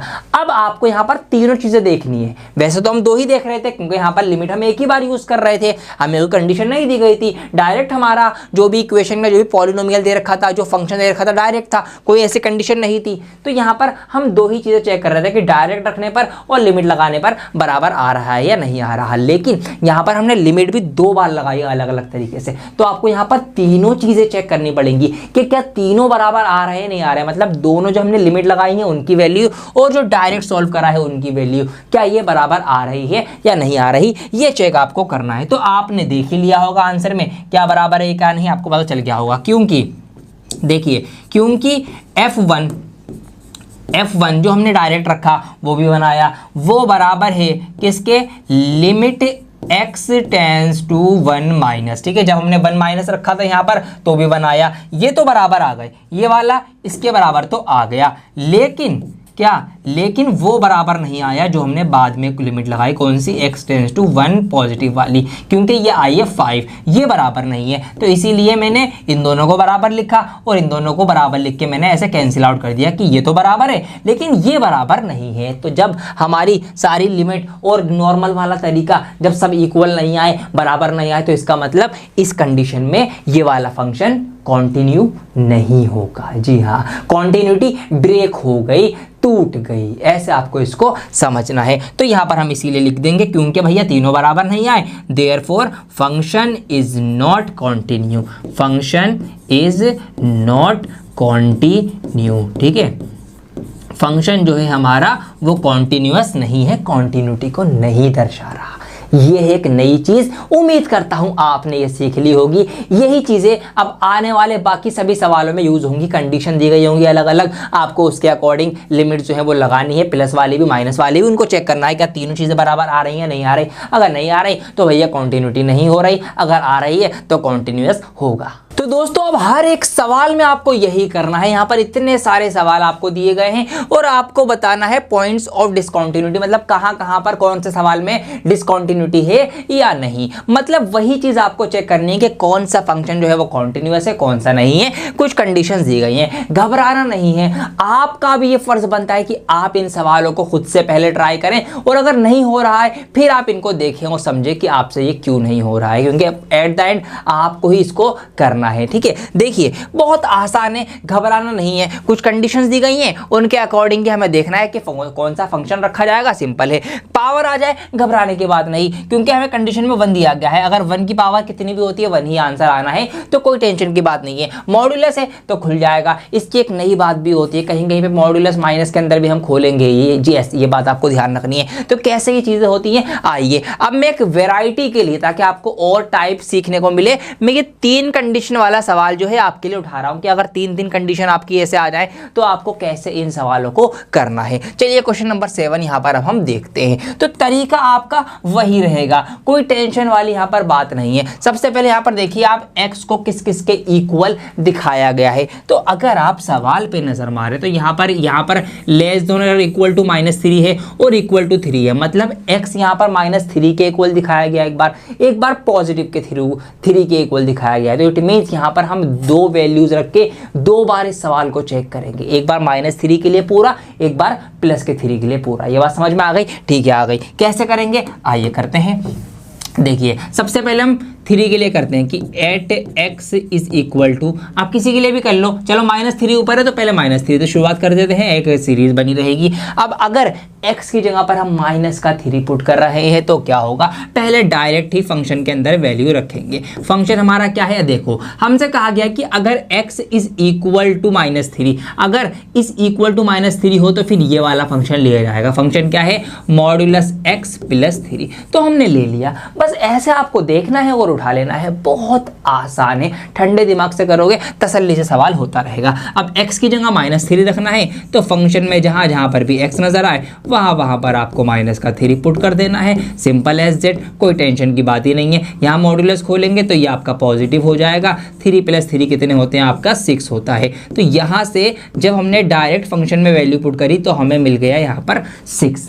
अब हम लिमिट देखेंगे, ठीक है जी। इसकी लेफ्ट हैंड लिमिट भी देखेंगे, राइट हैंड लिमिट भी देखेंगे, माइनस वाली लिमिट भी देखेंगे, प्लस वाली लिमिट भी चेक करेंगे। तो आइए करते हैं। तो सबसे पहले यहाँ पर मैंने लिख दिया लिमिट x अप्रोचेस टू, अब हम किसके लिए कर रहे हैं, -3 के लिए कर रहे हैं। तो -3 और माइनस, पहले हम लेफ्ट हैंड वाली देख लेते हैं। तो -3 माइनस मैंने लगा दिया है, किसके अंदर लिमिट लगा रहे हैं हम, फंक्शन के अंदर लगा रहे हैं। ठीक है जी, चलिए अब मैं इसको ऐसे आगे बढ़ा के ऐसे लिख दूंगा, आगे से आगे चलते रहेंगे। अब देखना है आपको ये कि -3, ठीक है जी, -3 लेस देन कहां पर आपको दिखाई दे रहा है। तो अगर हम देखेंगे यहां पर x इज लेस देन -3, देखिए x इज लेस देन -3 के जब x जो है वो -3 से छोटा हो तो आपको ये वाला फंक्शन रखना है। ऐसे आपको फंक्शंस ढूंढने हैं। तो यहाँ पर है कि -3 लेस, ठीक है, लेफ्ट हैंड वाला माइनस के साइड वाला। तो भैया x की वैल्यू -3 में लेफ्ट हैंड में कौन सा फंक्शन आएगा, ये वाला फंक्शन आएगा। तो आप ये एज इट इज सेम उतार देंगे। ये मैंने यहाँ पर लिख दिया है फंक्शन। अब इसके अच्छा लिमिट के साथ लिखा जाएगा तो पहले लिमिट भी लिख दीजिए, ठीक है जी। ये इस तरह से लिख दिया जाएगा। फिर आपका लिमिट x टेंस टू या अप्रोचेस टू 3 -3 माइनस, और यहाँ पर आ जाएगा आपका फंक्शन जो कि है मॉडुलस x प्लस 3। अब यहाँ पर आप वैल्यू रख दीजिए। वैल्यू क्या है आपकी, -3 की वैल्यू है। तो जब आप वही -3 रखेंगे मॉडुलस के अंदर, इसको आप ओपन करेंगे तो ये कुल मिला के घूम फिर के वही आपका आ जाएगा 6। तो यहाँ पर हमने लिमिट में लेफ्ट हैंड चेक कर लिया। अब राइट हैंड लिमिट भी चेक कर लीजिए, फटाफट लगे हाथों। तो लिमिट x टेंस टू या x अप्रोचेस टू -3 पॉजिटिव, ठीक है, -3 प्लस किसके अंदर लगा रहे हैं जी, फंक्शन के अंदर लगा रहे हैं। चलिए जी लगा देते हैं। अब limit x approaches to -3 positive. अब देखो कि -3 पॉजिटिव मतलब ज्यादा, कि -3 x से ज्यादा कहां पर है तो कौन सा फंक्शन लगेगा। तो आपने फिर से इस पे नजर मारी। यहां पर हमने देखा, देखिए x इज मोर देन 3, ठीक है। अच्छा -3 देखना है तो -3 में आपको यहां पर मिल जाएगा ये वाला x इज मोर देन -3। यहाँ पे आप देख सकते हैं। तो इसके लिए हम यूज़ करेंगे ये वाला फंक्शन। तो ये हम उठाएंगे यहाँ से कितना, माइनस का 2x, इसके अंदर वैल्यूज पुट करेंगे, माइनस के 2 का माइनस के 2 एज इट इज आ जाएगा, x की जगह माइनस का 3 आ जाएगा। तो यहाँ से जब आपने इसकी मल्टीप्लाई करी तो ये आपका 6 आ गया। तो यहाँ पर हमने क्या बात नोटिस करी कि जब हमने डायरेक्ट वैल्यू रखी तो हमें 6 मिला, हमने लेफ्ट हैंड लिमिट लगाई तो हमें 6 मिला, हमने राइट हैंड लिमिट लगाई तो हमें 6 मिला। मतलब वही चीज़ हो गई क्या कि हमारी जो डायरेक्ट लिमिट थी, मतलब डायरेक्ट जो हमने वैल्यू रखी थी वो, और हमारी जो लिमिट थी कौन सी, लेफ्ट हैंड वाली वो, और हमारी जो लिमिट थी राइट हैंड वाली वो, तीनों बराबर आ गई। तो जब तीनों बराबर आ गई इसका मतलब ये फंक्शन माइनस के 3 के ऊपर कैसा हो गया, कॉन्टिन्यूअस हो गया, कॉन्टिन्यूटी दिखा रहा है। तो माइनस के 3 पर इसमें कोई भी पॉइंट ऑफ डिसकॉन्टिन्यूटी नहीं है। यही आपको सवाल में पूछा था कि भैया find all points of discontinuity. तो इस वाले सवाल में इस कंडीशन में कोई पॉइंट ऑफ डिसकॉन्टिन्यूटी नहीं होगा। ये आपने कर दिया माइनस के 3 को रख कर। आइए फटाफट से अब इसको कर लेते हैं प्लस के 3 पे रख के। बेसिकली एक ही सवाल में ये 2 सवाल हो गए। अच्छी बात है, आपकी भी प्रैक्टिस हो जाएगी। अब फटाफट से इधर जो स्पेस खाली छोड़ा है मैंने वो प्लस के 3 के लिए छोड़ा है। आइए फटाफट से शुरू कर देते हैं। तो at x is equal to 3, जब हम x को 3 रख रहे हैं हमारा जो फंक्शन है वो क्या होगा। अब देखिए x जब हमारा इक्वल टू पॉजिटिव का 3 है तो फंक्शन ये लेना है। यही ध्यान रखना है आपको कि फंक्शन कौन सा लेना है। ऐसा मत करना कि यही फंक्शन उठा के यहाँ लिख दिया, सवाल गलत हो जाएगा। इसको चेक करते रहना है। x इज इक्वल टू 3 तो ये वाला फंक्शन आएगा। क्या है फंक्शन, 6x प्लस 2। चलिए जी 3 पुट कर दीजिए फटाफट। यहाँ पे मैंने 3 पुट कर दिया, यहाँ पर मैंने 3 पुट कर दिया, और इसको मैं आगे सॉल्व करूंगा तो 6 3 18 हो जाएगा। ये 18 प्लस 2 कितना हो जाएगा आपका, 20 हो जाएगा। तो डायरेक्ट वैल्यू रखने पे हमें मिल गया 20। अब इसकी लेफ्ट हैंड और राइट हैंड लिमिट जो है फटाफट से चेक कर लेते हैं। आइए अब यहाँ पे मैंने लिमिट लगाई, x अप्रोचेस टू किस पे, 3 माइनस, ठीक है, फंक्शन के ऊपर ये लिमिट लगेगी। पहले माइनस वाली चेक कर लेते हैं। अब यहाँ पर लिमिट आपकी लगेगी x टेंस टू 3 माइनस, अब किस पे, अब देखो x की वैल्यू 3 से कम कहाँ पर, कौन से फंक्शन के लिए है, तो x इज लेस देन 3। देखिए x इज लेस देन 3 यहाँ पर है, पॉजिटिव का लेस देन 3 यहाँ पर है। तो माइनस के 2x यहाँ पे फंक्शन हमारा आएगा। तो माइनस का 2x फंक्शन आ जाएगा। चलिए जी अब यहाँ पर माइनस है, 2 है, x की जगह हमें 3 रखना है। तो यहाँ से जो हमें वैल्यू मिल गई माइनस के 6 मिल गई। अब देखिए यहाँ 20 मिली, यहाँ माइनस के 6 मिली। इसका मतलब डिसकॉन्टिन्यूटी यहाँ पर आ चुकी है।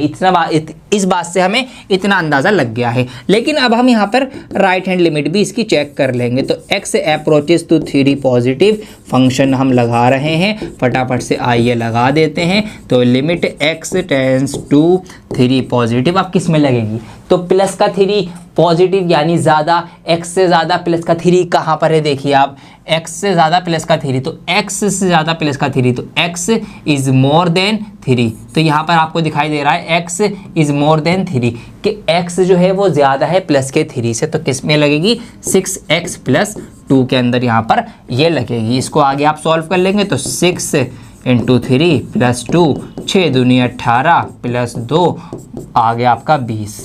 अब यहाँ पर देखिए यहाँ पर 20 मिला, यहाँ 20 मिला, लेकिन यहाँ माइनस के 6 मिला। इसका मतलब क्या है, इसका मतलब आपको पता चल चुका है कि भैया जो हमारा फंक्शन था, ठीक है, वो बराबर था limit x tends to 3 positive के। लेकिन जो हमारी ये लिमिट आई है माइनस वाली, ठीक है, निगेटिव वाली, उल्टे हाथ वाली 3 माइनस वाली, ये बराबर नहीं है ये वाली। तो इसीलिए यहाँ पर ये फंक्शन जो है वो कॉन्टिन्यूअस नहीं होगा, ठीक है। इसका जो पॉइंट ऑफ डिसकॉन्टिन्यूटी है वो यहाँ पर दिखा देंगे। So it is not continuous आप यहाँ पर लिख देंगे और आपका पूरा आंसर हो जाएगा। तो एक ही सवाल के अंदर 2 कंडीशन दी गई थी, इसलिए हमने इसको 2 बार सॉल्व करा है। ऐसे आप भी लगे हाथों सवालों को करते चलो, आपकी भी प्रैक्टिस होती रहेगी। अब एक सवाल समझते हैं मॉड्यूलस वाला। तरीका सब कुछ आपको वही करना है, कुछ भी नई चीज़ें यहाँ पर अब नहीं होंगी। देखिए 2 कंडीशन दी गई हैं, x इज मोर देन और equal to 0, x is equal to 0। इसका मतलब x हमें 0 के लिए सॉल्व करना है, यानी x इज इक्वल टू 0 रख के हमें सवाल की शुरुआत करनी है। ऐसे आपने सवाल को पहचान लिया, आपको एक स्टार्टिंग हिंट मिल गया, तो आप बस फिर लिखना शुरू कर देंगे। At x is equal to 0 function जो है वो हमारा क्या रहेगा। अब जब 0 है तो फंक्शन क्या रहेगा, माइनस का 1 रहेगा, तो यहाँ पर माइनस का 1 रहेगा। अब यहाँ पर x तो है ही नहीं कहीं पर, क्यों हम x की वैल्यू 0 रख सकें, तो एज इट इज़ हमें फंक्शन क्या मिल जाएगा, हमें यहाँ पर फंक्शन की वैल्यू मिल जाएगी -1, जो हमें ऑलरेडी मिल ही चुकी है, तो हम इसको यहीं पर छोड़ देंगे।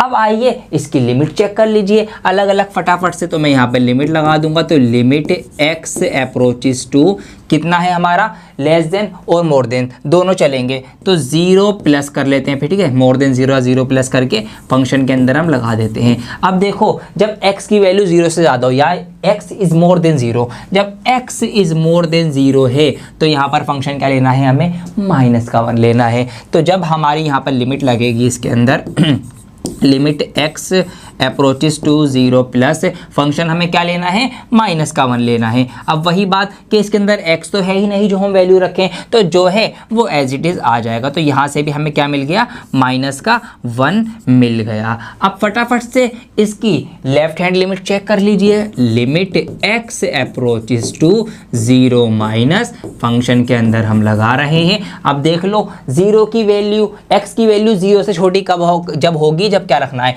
तो x if x is less than 0, तो हमें फंक्शन रखना है ये, तो हमें फंक्शन क्या रखना है, वो फंक्शन रख दीजिए। तो limit x approaches to 0 minus function हमें रखना है x अपॉन मॉड्यूलस का x। अब यहाँ पर हमारे पास x है, ठीक है। अब देखिए हमें वैल्यू क्या रखनी है, हमें वैल्यू रखनी है x की 0, ठीक है। अब यहाँ पर 0 आप नीचे रखेंगे और ऊपर, अभी पहले इसको आप सॉल्व कीजिए। देखिए मॉड्यूलस जो होगा, मॉड्यूलस के अंदर अभी x है, तो इसका क्या मतलब होता है, मॉड्यूलस से पीछे की एक स्टेप पे अगर आप ध्यान दें तो वो कुछ इस तरीके से होगी। इसके अंदर दो चीज़ें हो सकती हैं, इसके अंदर माइनस का x भी हो सकता है, इसके अंदर प्लस का x भी हो सकता है। क्यों, क्योंकि जब हम माइनस के x का मॉड्यूलस खोलेंगे तो भी हमें x मिलेगा, जब हम प्लस के x का मॉड्यूलस खोलेंगे तो भी हमें x मिलेगा। तो ये दोनों ही वैल्यू अंदर पाई जा सकती है, लेकिन हमें कौन सी चाहिए इसमें से, ये देखने के लिए आपको ध्यान रखना पड़ेगा कि अगर ये लेस देन 0 है, मतलब अगर इसकी जो वैल्यू है x की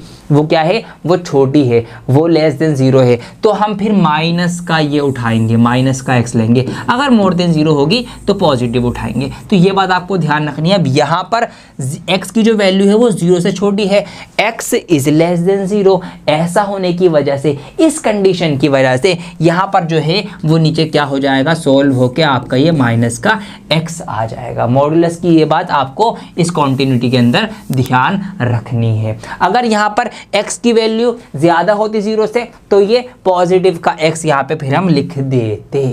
समझ में आ गई बात, ये चीज़ ध्यान रखना, आने वाले सवालों के अंदर भी यूज़ हो सकती है। तो वैल्यू से आपको मॉड्यूलस अकॉर्डिंगली खोलना पड़ेगा, ठीक है। अगर वैल्यू 0 से कम है, निगेटिव है, कम है, x की वैल्यू 0 से कम है, तो आपका ये माइनस में हो जाएगा। अब यहाँ पर ये सॉल्व हो चुका है, अब इसको आप सॉल्व कर लीजिए, x से x कैंसिल आउट होके यहाँ पे क्या बचेगा, माइनस का 1 बचेगा। अब देख लीजिए यहाँ पर माइनस का 1 आया, ठीक है जी, यहाँ भी माइनस का 1 आया, ठीक है जी, और यहाँ भी माइनस का 1 आया, मतलब हमें एक पॉइंट पर भी एक वैल्यू मिली, ठीक है। हमने लेफ्ट हैंड में चेक करा, वहाँ भी हमें एक वैल्यू मिली, हमने राइट हैंड में चेक करा, वहाँ भी हमें एक वैल्यू मिली। तो इट मीन्स पूरा का पूरा फंक्शन कैसा है, कॉन्टिन्यूअस है, कहीं पर भी कॉन्टिन्यूटी ब्रेक नहीं हो रही। तो यही रीज़न आप लिख देंगे कि आपकी तीनों चीज़ें जो है वो बराबर है, फंक्शन आपका, आपकी जो लिमिट है, ठीक है, वही आपकी जो दोनों लिमिट है वो सब बराबर है, तो इसीलिए क्या होगा, ये कंटिन्यू होगा। Simple as that. ये वाली एक नई बात थी, इसीलिए मैंने ये सवाल करा दिया है। क्वेश्चन नंबर 14 पे नजर मारते हैं। 3 यहाँ पर हमें कंडीशंस दी गई हैं,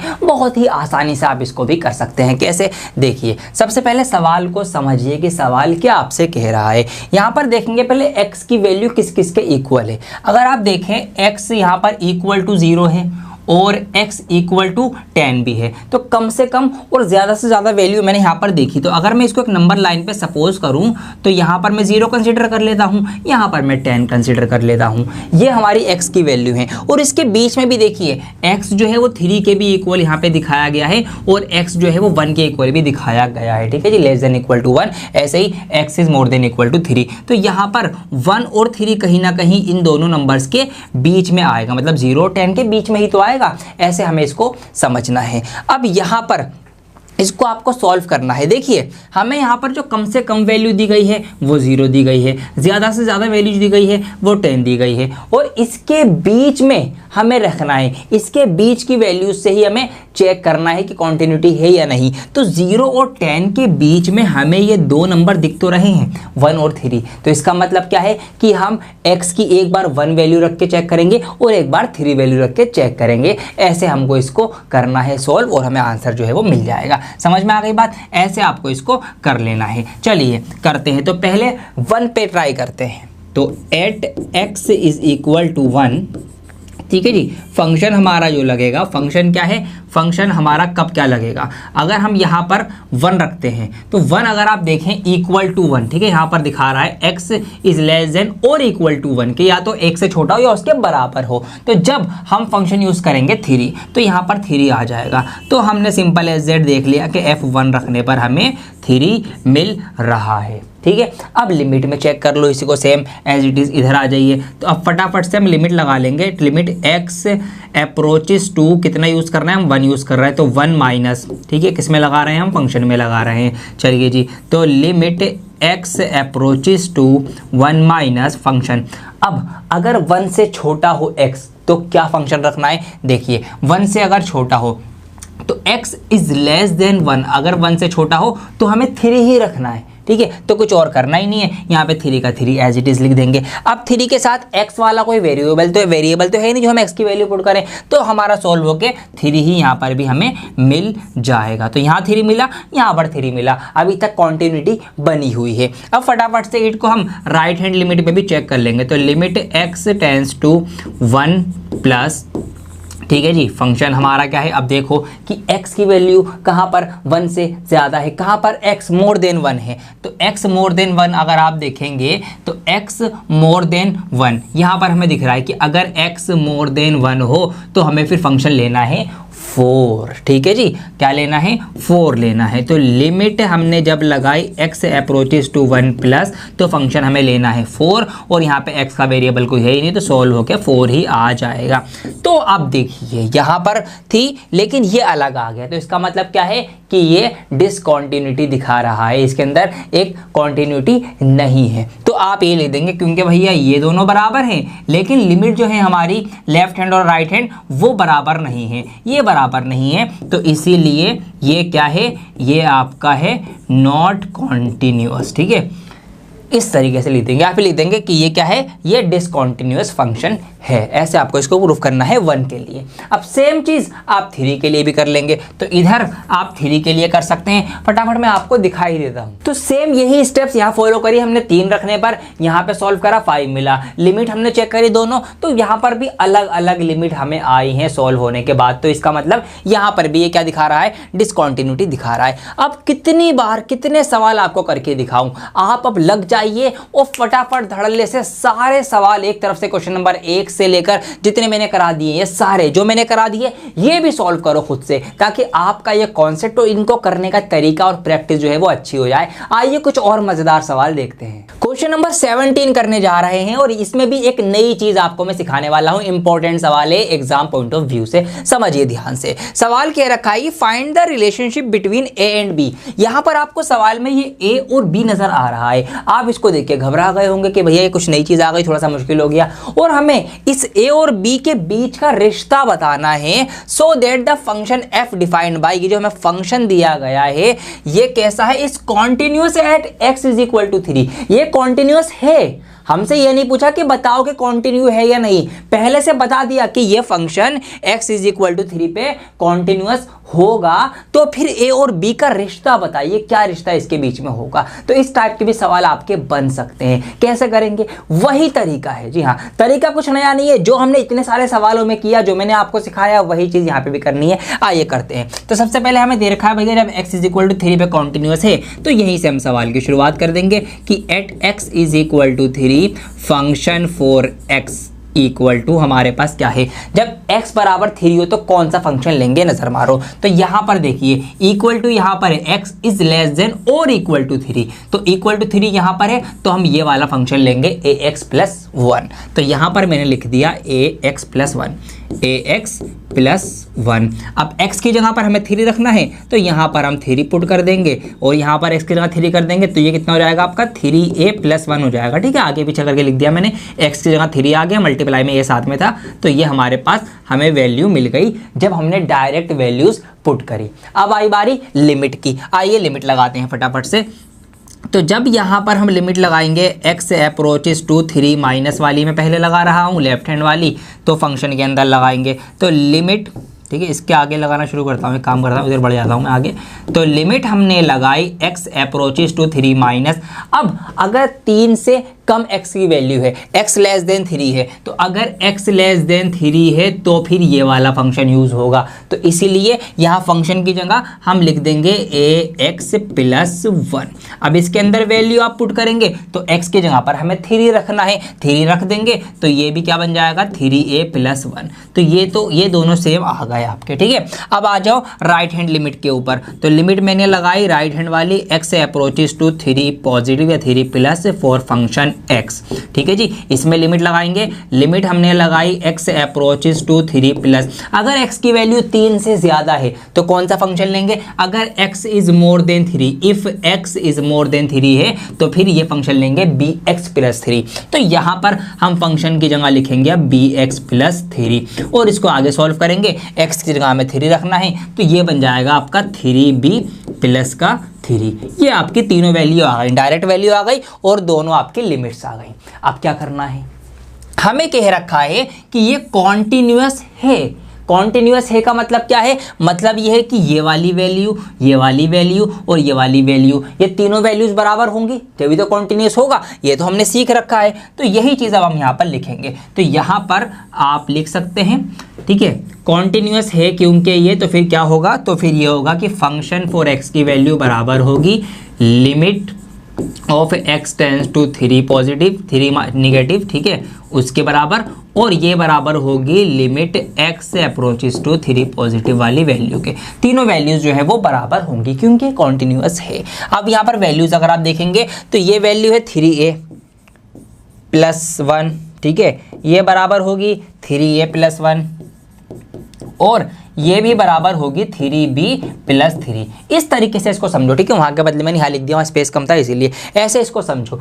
अब हमें a और b का रिश्ता बताना है, तो कैसे बताएंगे, इसमें a और इसमें b है और दोनों बराबर हैं, तो इसी को आगे हम सॉल्व करना शुरू करेंगे। जी हाँ, तो हम क्या करेंगे, इन दोनों वैल्यूज में a और b है, ये बराबर भी है, तो इनको ऐसे ही बराबर रख के आगे सॉल्व करना स्टार्ट करेंगे। तो अगर मैं 3a प्लस 1 को बराबर रखूंगा किसके, 3b प्लस 3, ठीक है, ये बराबर हम रख सकते हैं क्योंकि कॉन्टिन्यूअस है। इसको आगे सॉल्व कीजिए, यहाँ पर सॉल्व करेंगे 3a equal to 3b plus 3, ये जो 1 प्लस का है इधर आके ये माइनस का 1 हो जाएगा। तो यहाँ पर जब 3b एज इट इज रहेगा, 3 में से 1 जाएगा तो प्लस का 2 बचेगा, और ये जो 3 मल्टीप्लाई में है इसको भी उधर भेजो, भैया तू भी उधर जा, तो जब ये इधर जाएगा तो ये डिवाइड में आ जाएगा दोनों के, इस तरीके से 3b के डिवाइड में भी आ जाएगा 3 और 2 के डिवाइड में भी 3 आ जाएगा। 3 से 3 कैंसिल आउट कर दो तो a इक्वल टू आ जाएगा आपका b प्लस 2/3। तो ये रिश्ता डिफाइन हो गया है a और b के बीच में कि a किसके बराबर है, b प्लस 2/3 के बराबर है। ये रिश्ता हमको बताना था, ये हमने बता दिया। तो देखा यहाँ तक तो चीज़ें सारी सेम हुई हैं, बस हमें एक कंडीशन दी गई थी, उसके अकॉर्डिंग हमने ध्यान में रखते हुए a और b की वैल्यू बराबर रखी, उनको हमने सॉल्व कर दिया, तो उनके बीच में एक रिश्ता निकल के आ गया। और यही हमको बताना था कि एक रिलेशनशिप बताना है a और b के बीच में। तो अगर ऐसा कोई सवाल आ जाए, उनका प्रोडक्ट पूछ ले या डिवीजन पूछ ले, कोई रिश्ता पूछ ले, तो ऐसे आपको कर देना है, उससे घबराना बिल्कुल भी नहीं है। अब इस सवाल में आपको एक नया लेटर देखने को मिलेगा तो आप डर सकते हैं, लेकिन चिंता मत करिए, मैं आपको करवा देता हूं। क्वेश्चन नंबर 18 है, for what value of lambda. जी हाँ, इसको लैम्डा पढ़ा जाता है, जो ग्रीक लैंग्वेज है उसका ये 11वां अक्षर है। जैसे इंग्लिश लैंग्वेज में 11वें अक्षर पे के आता है, लेटर के, इसी तरीके से लैम्डा आता है ग्रीक में। Is the function defined bye, तो यहाँ पे लैम्डा के जरिए कुछ फंक्शन डिफाइन किया गया है, आपको वही बताना है कि ये कॉन्टिन्यूस है या नहीं, किस पे, 0 पे चेक करना है और 1 पे चेक करना है। तो 0 पे मैं चेक कर लेता हूँ, 1 पे आप चेक कर लेना, मिल बांट के काम जो है आपका वो पूरा हो जाएगा। चलिए शुरू करते हैं फटाफट से। At x is equal to 0, कितनी बार आपको ये करना पड़ेगा, बार बार करना पड़ेगा, जितनी बार करोगे आपके लिए अच्छा है, आपकी जो स्पीड वो है बढ़ती चली जाएगी। तो 0 पे चेक कर रहे हैं हम, फंक्शन 4x बराबर, अब 0x कहाँ पर है, मतलब x की वैल्यू 0 के इक्वल कब जब हो तो हम कौन सा फंक्शन लेना है। तो यहाँ पर देखिए आप, यहाँ लिखा हुआ है, क्या लिखा हुआ है कि x इज लेस देन और इक्वल टू 0, क्या अगर 0 के इक्वल हो तो ये वाला फंक्शन लीजिए। तो फटाफट से ये वाला फंक्शन ले लेते हैं। फंक्शन क्या है, लैम्डा जो है, लैम्डा और ब्रैकेट के अंदर है x square minus two x, ये हमने ले लिया। x की जगह पर 0 पुट करना है, कर दीजिए। तो यहाँ पर 0 आ गया, ठीक है, लैम्डा एच डी 0 का स्क्वायर -2 इंटू 0। अब आप देख के समझ ही चुके होंगे कि सवाल जितना मुश्किल लग रहा था उतना मुश्किल ये रहा नहीं, क्योंकि अंदर 0 हो जाएगा सब कुछ, और जब 0 मल्टीप्लाई में है लैम्डा से तो फिर सब कुछ ही 0 हो जाएगा, क्योंकि 0 से किसी की भी मल्टीप्लाई कराओ भैया 0 ही आंसर आना है। तो यहाँ पर हमें 0 मिल गया जब हमने डायरेक्ट फंक्शन में वैल्यू रखी। अब फटाफट से लिमिट निकाल के कर लेते हैं, आ जाइए लिमिट में कर लेते हैं अब। तो यहाँ पर हम लिमिट का यूज़ कर रहे हैं x approaches to 0 -4 function x, ठीक है जी, x फंक्शन के लिए। चलिए रख लेते हैं।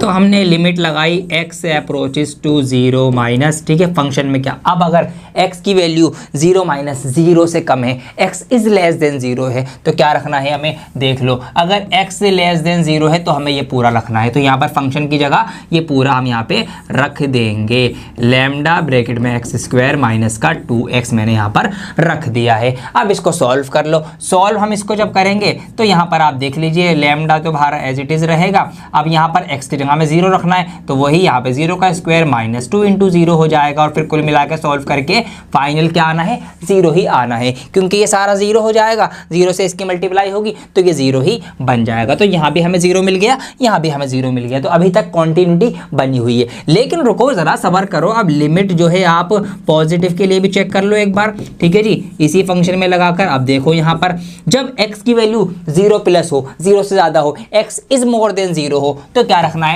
नजर मारो, x is more than 0, if x is more than 0 then function ये आएगा 4x + 1 आएगा। तो यहाँ पर फिर हम क्या करेंगे, फंक्शन रखेंगे आपका 4x + 1। तो लिमिट अगर हमारी x से अप्रोचेस टू 0 प्लस है तो फंक्शन आएगा 4x + 1, x की जगह पर यहाँ पे 0 रखिए, तो 4 × 0 + 1 हो जाएगा, ये वाला पार्ट 0 हो जाएगा पूरा, और फिर हमारे पास सिर्फ एट द एंड प्लस का 1 रह जाएगा। तो अब क्या बात समझ में आई, आंसर आपको पता है, आपको पता चल चुका है कि फंक्शन फॉर x जो है डायरेक्ट वैल्यू वो बराबर है, ठीक है, हमारी लिमिट जो हमने रखी थी x अप्रोचेस टू 0 माइनस, मतलब लेफ्ट हैंड लिमिट वाली, लेकिन ये राइट हैंड की जो लिमिट है x अप्रोचेस टू 0 पॉजिटिव, ये बराबर नहीं है। तो जब ये बराबर नहीं है तो देयरफॉर क्या है, नॉट कॉन्टिन्यूअस, ठीक है, कॉन्टिन्यूअस फंक्शन ये नहीं होगा। ऐसे हमने 0 पे चेक कर लिया। अब लगे हाथों 1 के ऊपर आप चेक कर लो जल्दी से, इसी तरीके से बिल्कुल सारी स्टेप्स फॉलो होंगी, बस x का 1 रखना, सॉल्व करना और चेक कर लेना 1 पे कौन सा फंक्शन कहाँ पे क्या लगेगा। तो अब यहाँ से शुरू होने वाले हैं ट्रिग्नोमेट्रिक फंक्शन। जी हाँ, इनकी कॉन्टिन्यूटी कैसे चेक होगी, आइए एक सवाल करते हैं। क्वेश्चन नंबर 20 यहाँ पर लिखा हुआ है, is the function defined by function for x is equal to x square minus sin x + 1। क्या ये फंक्शन जो हमें दिया गया है ये कॉन्टिन्यूअस है if x is equal to pi. अगर x is equal to pi हम रख के देखें, at x is equal to pi, तो क्या ये फंक्शन कॉन्टिन्यूअस होगा या नहीं होगा। तो ट्रिग्नोमेट्री आ जाए, घबराना नहीं है, करना हमें वही है जो अभी तक हम करते हुए आए हैं। जी हाँ, कैसे, आइए देखते हैं। तो यहाँ पर फंक्शन फॉर x क्या है रखना, हमें फंक्शन हमें रखना है x स्क्वायर माइनस का साइन x और प्लस का 5, ठीक है जी, x की जगह पाई रखना है, तो जहाँ जहाँ पर x नज़र आ रहा है वहाँ पर आप पाई कर दीजिए, पाई का स्क्वायर हो जाएगा, x का स्क्वायर था तो माइनस साइन x, x की जगह पाई आ जाएगा तो साइन पाई, प्लस 5। अब यहाँ पे आप इसको फर्दर सॉल्व करेंगे तो पाई का स्क्वायर हो जाएगा। साइन पाई की वैल्यू अगर आपको पता है तो बहुत अच्छी बात है, वरना याद कर लेना ट्रिग्नोमेट्रिक टेबल के अंदर आई होगी, वहीं से हमें इसको ड्राइव करना है। 0 वैल्यू होती है तो यहाँ पर 0 हो जाएगा, प्लस का 5 हो जाएगा। 0 हटा के अब लिख दो डायरेक्ट, यहाँ पर फंक्शन 4 पाई की वैल्यू आ गई, जब हमने डायरेक्ट रखा क्या आ गई, पाई स्क्वायर प्लस का 5, ये वैल्यू हमें यहाँ पर मिल गई है। अब लिमिट लगा के चेक कर लो, और लिमिट भी आपको दो लगाने की जरूरत नहीं है, पॉजिटिव वाली नेगेटिव वाली नहीं, क्योंकि यहाँ पर हमें कोई कंडीशन तो दी ही नहीं गई है कि इससे ज़्यादा हो इससे कम हो तो ये लगाओ, इससे ज़्यादा हो तो ये लगाओ, ऐसा तो कुछ भी नहीं कहा गया, डायरेक्ट कहा गया है। तो डायरेक्ट ही हमें सिर्फ एक सिंपल लिमिट लगा देनी है, जो हम सबसे शुरुआती सवालों में कर रहे थे, पहले दूसरे सवाल में, वहाँ पे हम सिर्फ ये चेक कर रहे थे डायरेक्ट वाला और लिमिट वाला बराबर है या नहीं, है ना, वही चीज़ आपको यहाँ पर करनी है। तो बस डायरेक्ट सिंपल लिमिट लगा दीजिए, लिमिट के अकॉर्डिंग आप यहाँ पे करना है तो x अप्रोचेस टू पाई, पाई तक गया है x, ये हमें यहाँ पर फंक्शन में लगाना है, तो लगा देते हैं। तो limit x approaches to pi, function हमारा क्या है, फंक्शन है एक्स स्क्वायर माइनस का साइन x और प्लस का 5। अब यहाँ पर जहाँ पर x नजर आ रहा है आपको, वहाँ पर पाई लिख देंगे, पाई का स्क्वायर माइनस साइन पाई और प्लस का 5, और फिर से बात घूम फिर के वही आ गई ये वाली, यहाँ पर 0 हो जाएगी इसकी वैल्यू, ये प्लस का 5 है, और एट द एंड हमें यहाँ पर क्या मिल गया, पाई स्क्वायर प्लस 5 हमें मिल गया जब हमने लिमिट लगा के सॉल्व किया। तो क्योंकि जब हमने डायरेक्ट फंक्शन लगा के सॉल्व किया और जब हमने लिमिट लगा कर सॉल्व किया तो दोनों ही कंडीशन में हमारी जो वैल्यू है वो सेम आई है, तो इसीलिए ये क्या होगा, इट इज़ कॉन्टिन्यूस। ठीक है, ये एक कॉन्टिन्यूस फंक्शन है, कॉन्टिन्यूटी को दर्शा रहा है। ऐसे आपको इसको कर लेना है बहुत ही आसान तरीके से। क्वेश्चन नंबर 21 बड़ा मजेदार सवाल है, इसको मैं शॉर्ट ट्रिक से आपको करवाऊंगा। यहाँ पर लिखा हुआ है कि discuss the continuity of the following functions. हमें 3 ऑप्शन दिए गए हैं और आपको बताना है कि ये कॉन्टिन्यूस है या नहीं। जैसे कि अगर हम पहले ऑप्शन पे नजर मारें तो फंक्शन फॉर x क्या है, sine x plus cos x. अब आप सोच रहे होंगे कि इसको हम कैसे सॉल्व करें, क्या 0 रख के ट्राई करें, क्या 1 रख के ट्राई करें, क्या 2 रख के ट्राई करें, या फिर क्या रख कर इसको हम ट्राई करें।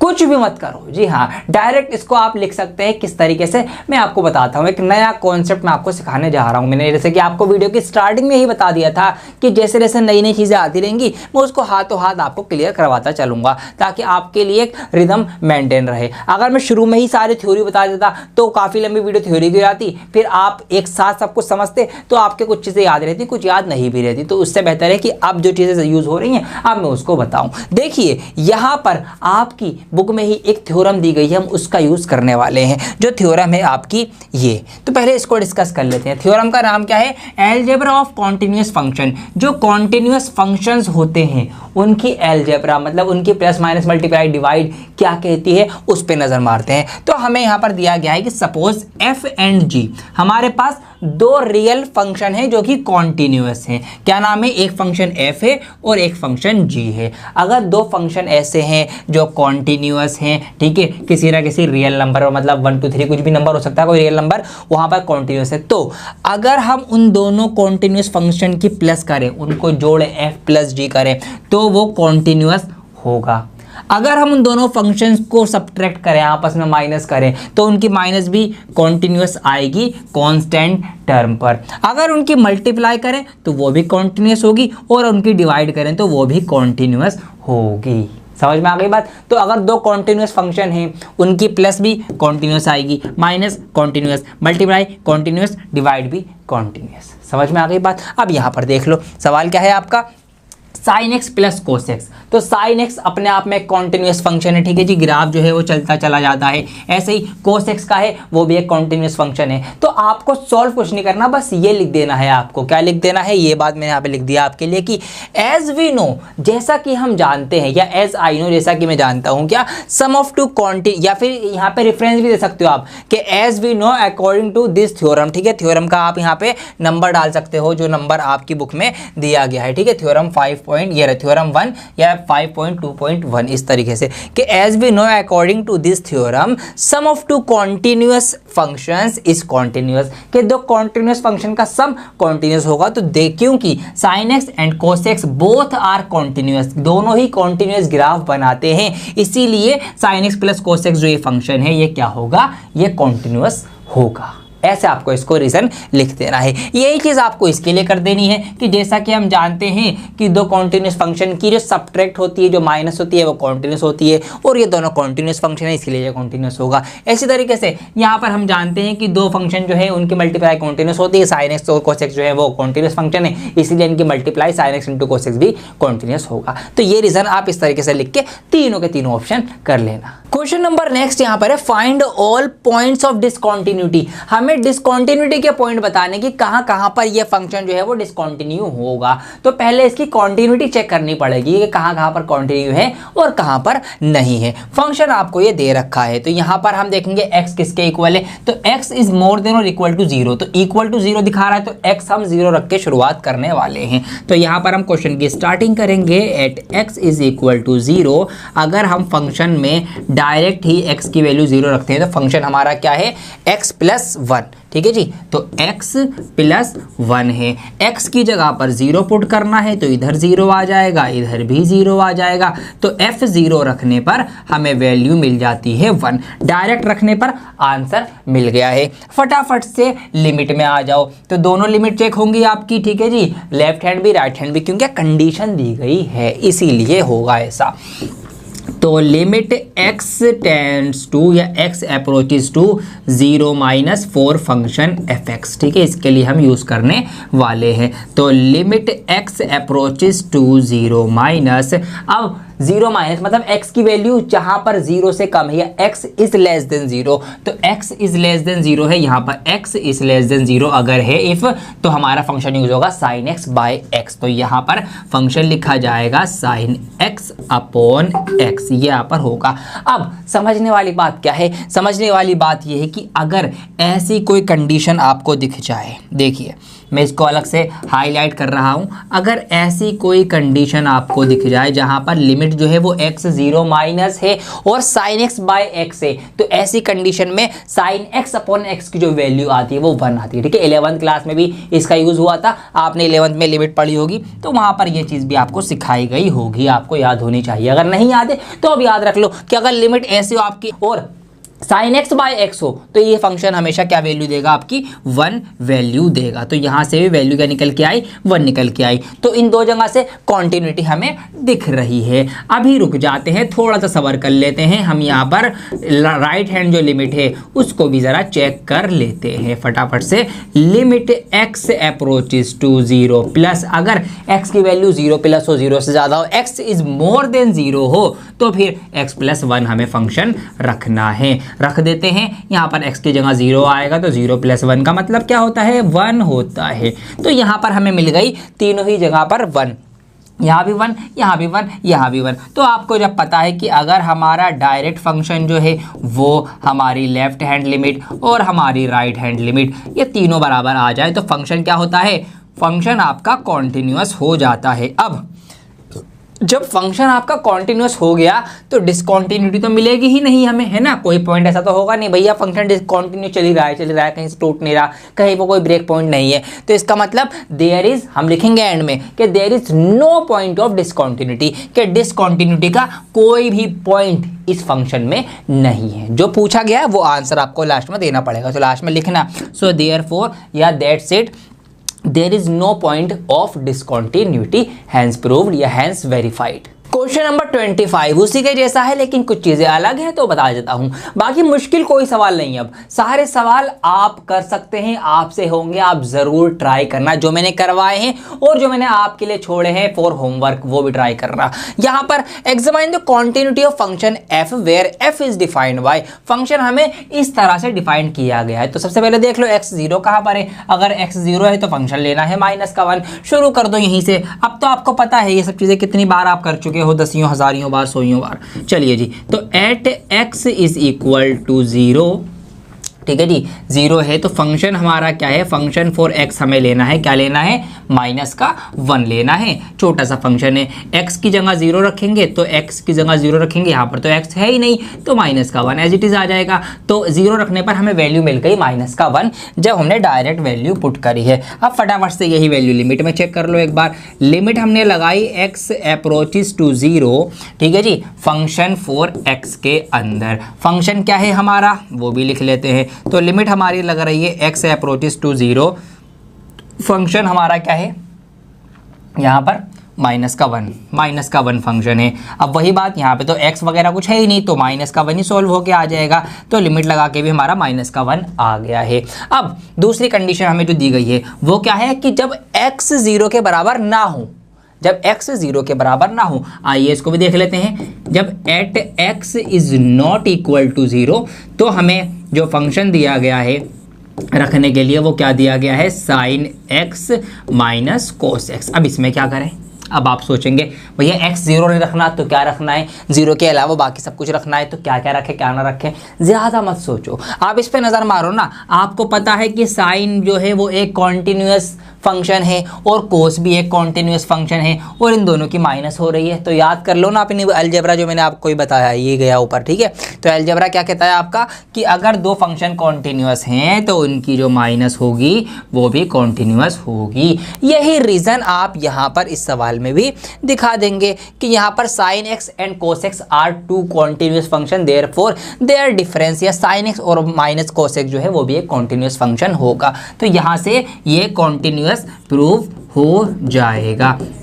इतनी बात आपको समझ में आ गई। अब देखिए यहाँ पर डायरेक्ट रखने पर भी -1 आया और लिमिट रखने पर भी -1 आया, तो इसका मतलब यहाँ पर डायरेक्ट वाली वैल्यू और जो लिमिट वाली वैल्यू थी वो बराबर आ गई, और यहाँ पर ये भी बराबर मतलब ये भी कॉन्टिन्यूस प्रूफ हो गया, तो यहाँ से ये बराबर आने से ये कॉन्टिन्यूस प्रूफ हो गया और यहाँ पर ये कॉन्टिन्यूस प्रूफ हो गया। तो इट मीन्स क्या कि भैया ये फंक्शन जो है वो कॉन्टिन्यूस होगा तीनों तरीकों से। यही आपको दिखाना था कि इसकी कॉन्टिन्यूटी होगी या नहीं होगी, तो यस ये कॉन्टिन्यू होगा। अब आगे के 3 क्वेश्चन बहुत ही डिफरेंट टाइप के हैं, ध्यान से समझो। ये टाइप भी एग्जाम में आती है, बच्चों को मुश्किल लगती है लेकिन आपको बहुत आसान लगने वाली है। सवाल है फाइंड द वैल्यू ऑफ के। यहाँ पर आप फंक्शन के अंदर के देख रहे हैं, ये के आपको नजर आ रहा है, हमें इस के की ही वैल्यू बतानी है। इस के की जगह पर कुछ होना चाहिए, कोई नंबर वगैरह कुछ होगा। That the function of F is continuous at indicate points in exercise 26 to 29। तो 26, 27, 28, 29 ये 3-4 सवाल हैं, इसमें आपको यही करना है, के की वैल्यू बतानी है। फंक्शन कैसा है, फंक्शन आपका कॉन्टिन्यूस है और किस पर है, इस वैल्यू पर है जो हमें बताई गई है। तो आइए पहले इसके अकॉर्डिंग सवाल की शुरुआत करते हैं। तो हमें दे रखा है कि एट एक्स, ठीक है, ये तो हमें दे रखा है, तो मैं इसको नहीं लिख रहा कि एक्स पर जो वैल्यू है वो π/2 है। तो अगर मैं यहाँ पर फंक्शन लगाऊं, फंक्शन फॉर एक्स, फंक्शन क्या लगेगा, x इज इक्वल टू π/2 हो अगर, तो हमें फंक्शन लगाना है 3। तो यहाँ पर मैं 3 लिख दूंगा। तो यहाँ पर x की जगह पर हमें क्या रखना है, π/2 रखनी है वैल्यू, और यहाँ पर ये 3 है तो कुछ और तो है नहीं, x तो है नहीं, तो यही वैल्यू हमारी आ जाएगी डायरेक्ट सॉल्व करने पर। ठीक है जी, चलिए जी, अब इसको लिमिट के अकॉर्डिंग भी आप सॉल्व कर सकते हैं।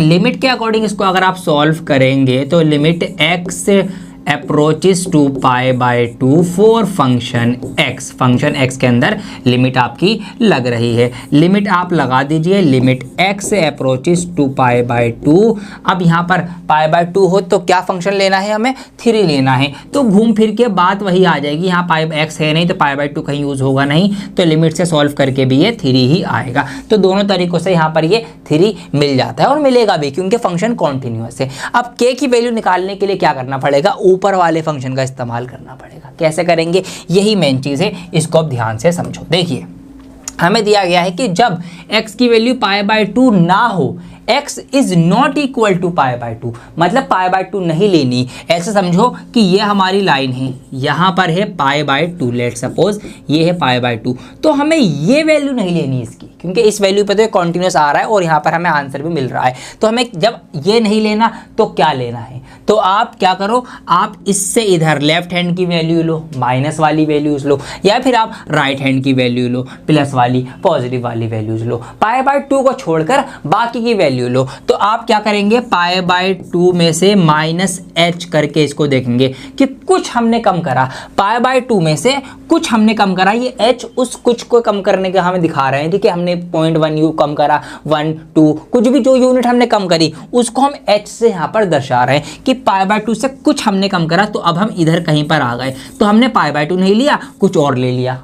ठीक है, ऐसे कर सकते हो आप, या फिर आपने π/2 नहीं लिया, आपने इसी π/2 में कुछ हल्का सा कोई नंबर 0.0, 0.1, 0.2, 0.3 या 1 2 3 कुछ भी ऐड कर दिया तो π/2 से थोड़ा सा कुछ ज़्यादा, तो हमने यहाँ पे कहीं पे हम आ जाएंगे। तो जैसा हमसे कहा गया कि भैया x जो है π/2 मत ले लेना, तो नहीं लिया हमने π/2, हमने π/2 में कुछ कम करके ले लिया या उसमें कुछ बढ़ा कर ले लिया, ऐसे आपको इसको लेना है। अब आप इससे फंक्शन को सॉल्व कर लो तो भी आंसर सेम आएगा, आप चाहे इससे फंक्शन को सॉल्व कर लो तो भी आंसर सेम आएगा, ये आपकी मर्जी, आप किसी से भी फंक्शन सॉल्व कर सकते हैं। ठीक है, मैं यहाँ पर माइनस वाले से कर रहा हूँ, आप प्लस वाले से भी करके देख लेना, कोई दिक्कत की बात नहीं है।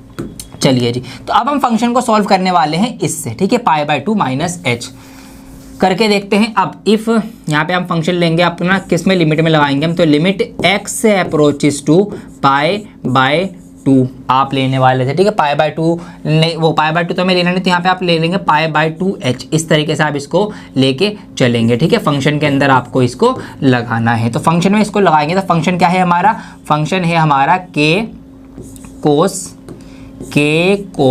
x अपॉन π-2x, इसके अंदर आपको इसको लगाना है।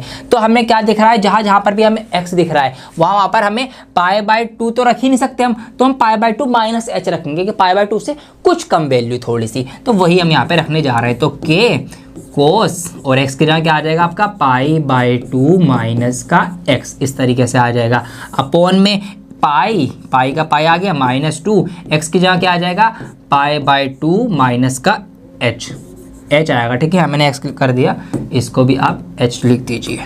ठीक है, ये वैल्यू ध्यान से रख देना। तो मैंने क्या किया, जहाँ पर भी x था वहाँ पे हम π/2 तो नहीं रख सकते थे, तो हमने π/2 से कुछ कम या फिर कुछ ज़्यादा रखा है, तो ये हमने यहाँ पर रख दिया। अब इसको आगे और सॉल्व कर लेंगे। अब ध्यान से देखो मेरे प्यारे बच्चों, k की तो वैल्यू हमें निकाल ली है, तो k को तो कुछ नहीं करेंगे, तो cos π/2 कितना होता है, 90 होता है, तो cos 90 - थीटा, ऐसा आप इसको देख सकते हैं, cos 90 - थीटा क्या होता है, sin थीटा होता है। तो यहाँ पर यह आ जाएगा k sin h, इस तरीके से आ जाएगा। ऊपर नीचे सॉल्व कर लीजिए, पाई माइनस, अब इस 2 की मल्टीप्लाई आप अंदर करा दीजिए, 2 की मल्टीप्लाई π/2 से होगी तो ये बन जाएगा 2π/2, 2 से 2 कैंसिल आउट हो जाएगा, खाली पाई रह जाएगा, तो अंदर खाली माइनस में पाई रह जाएगा, मैंने पाई ही लिख दिया है।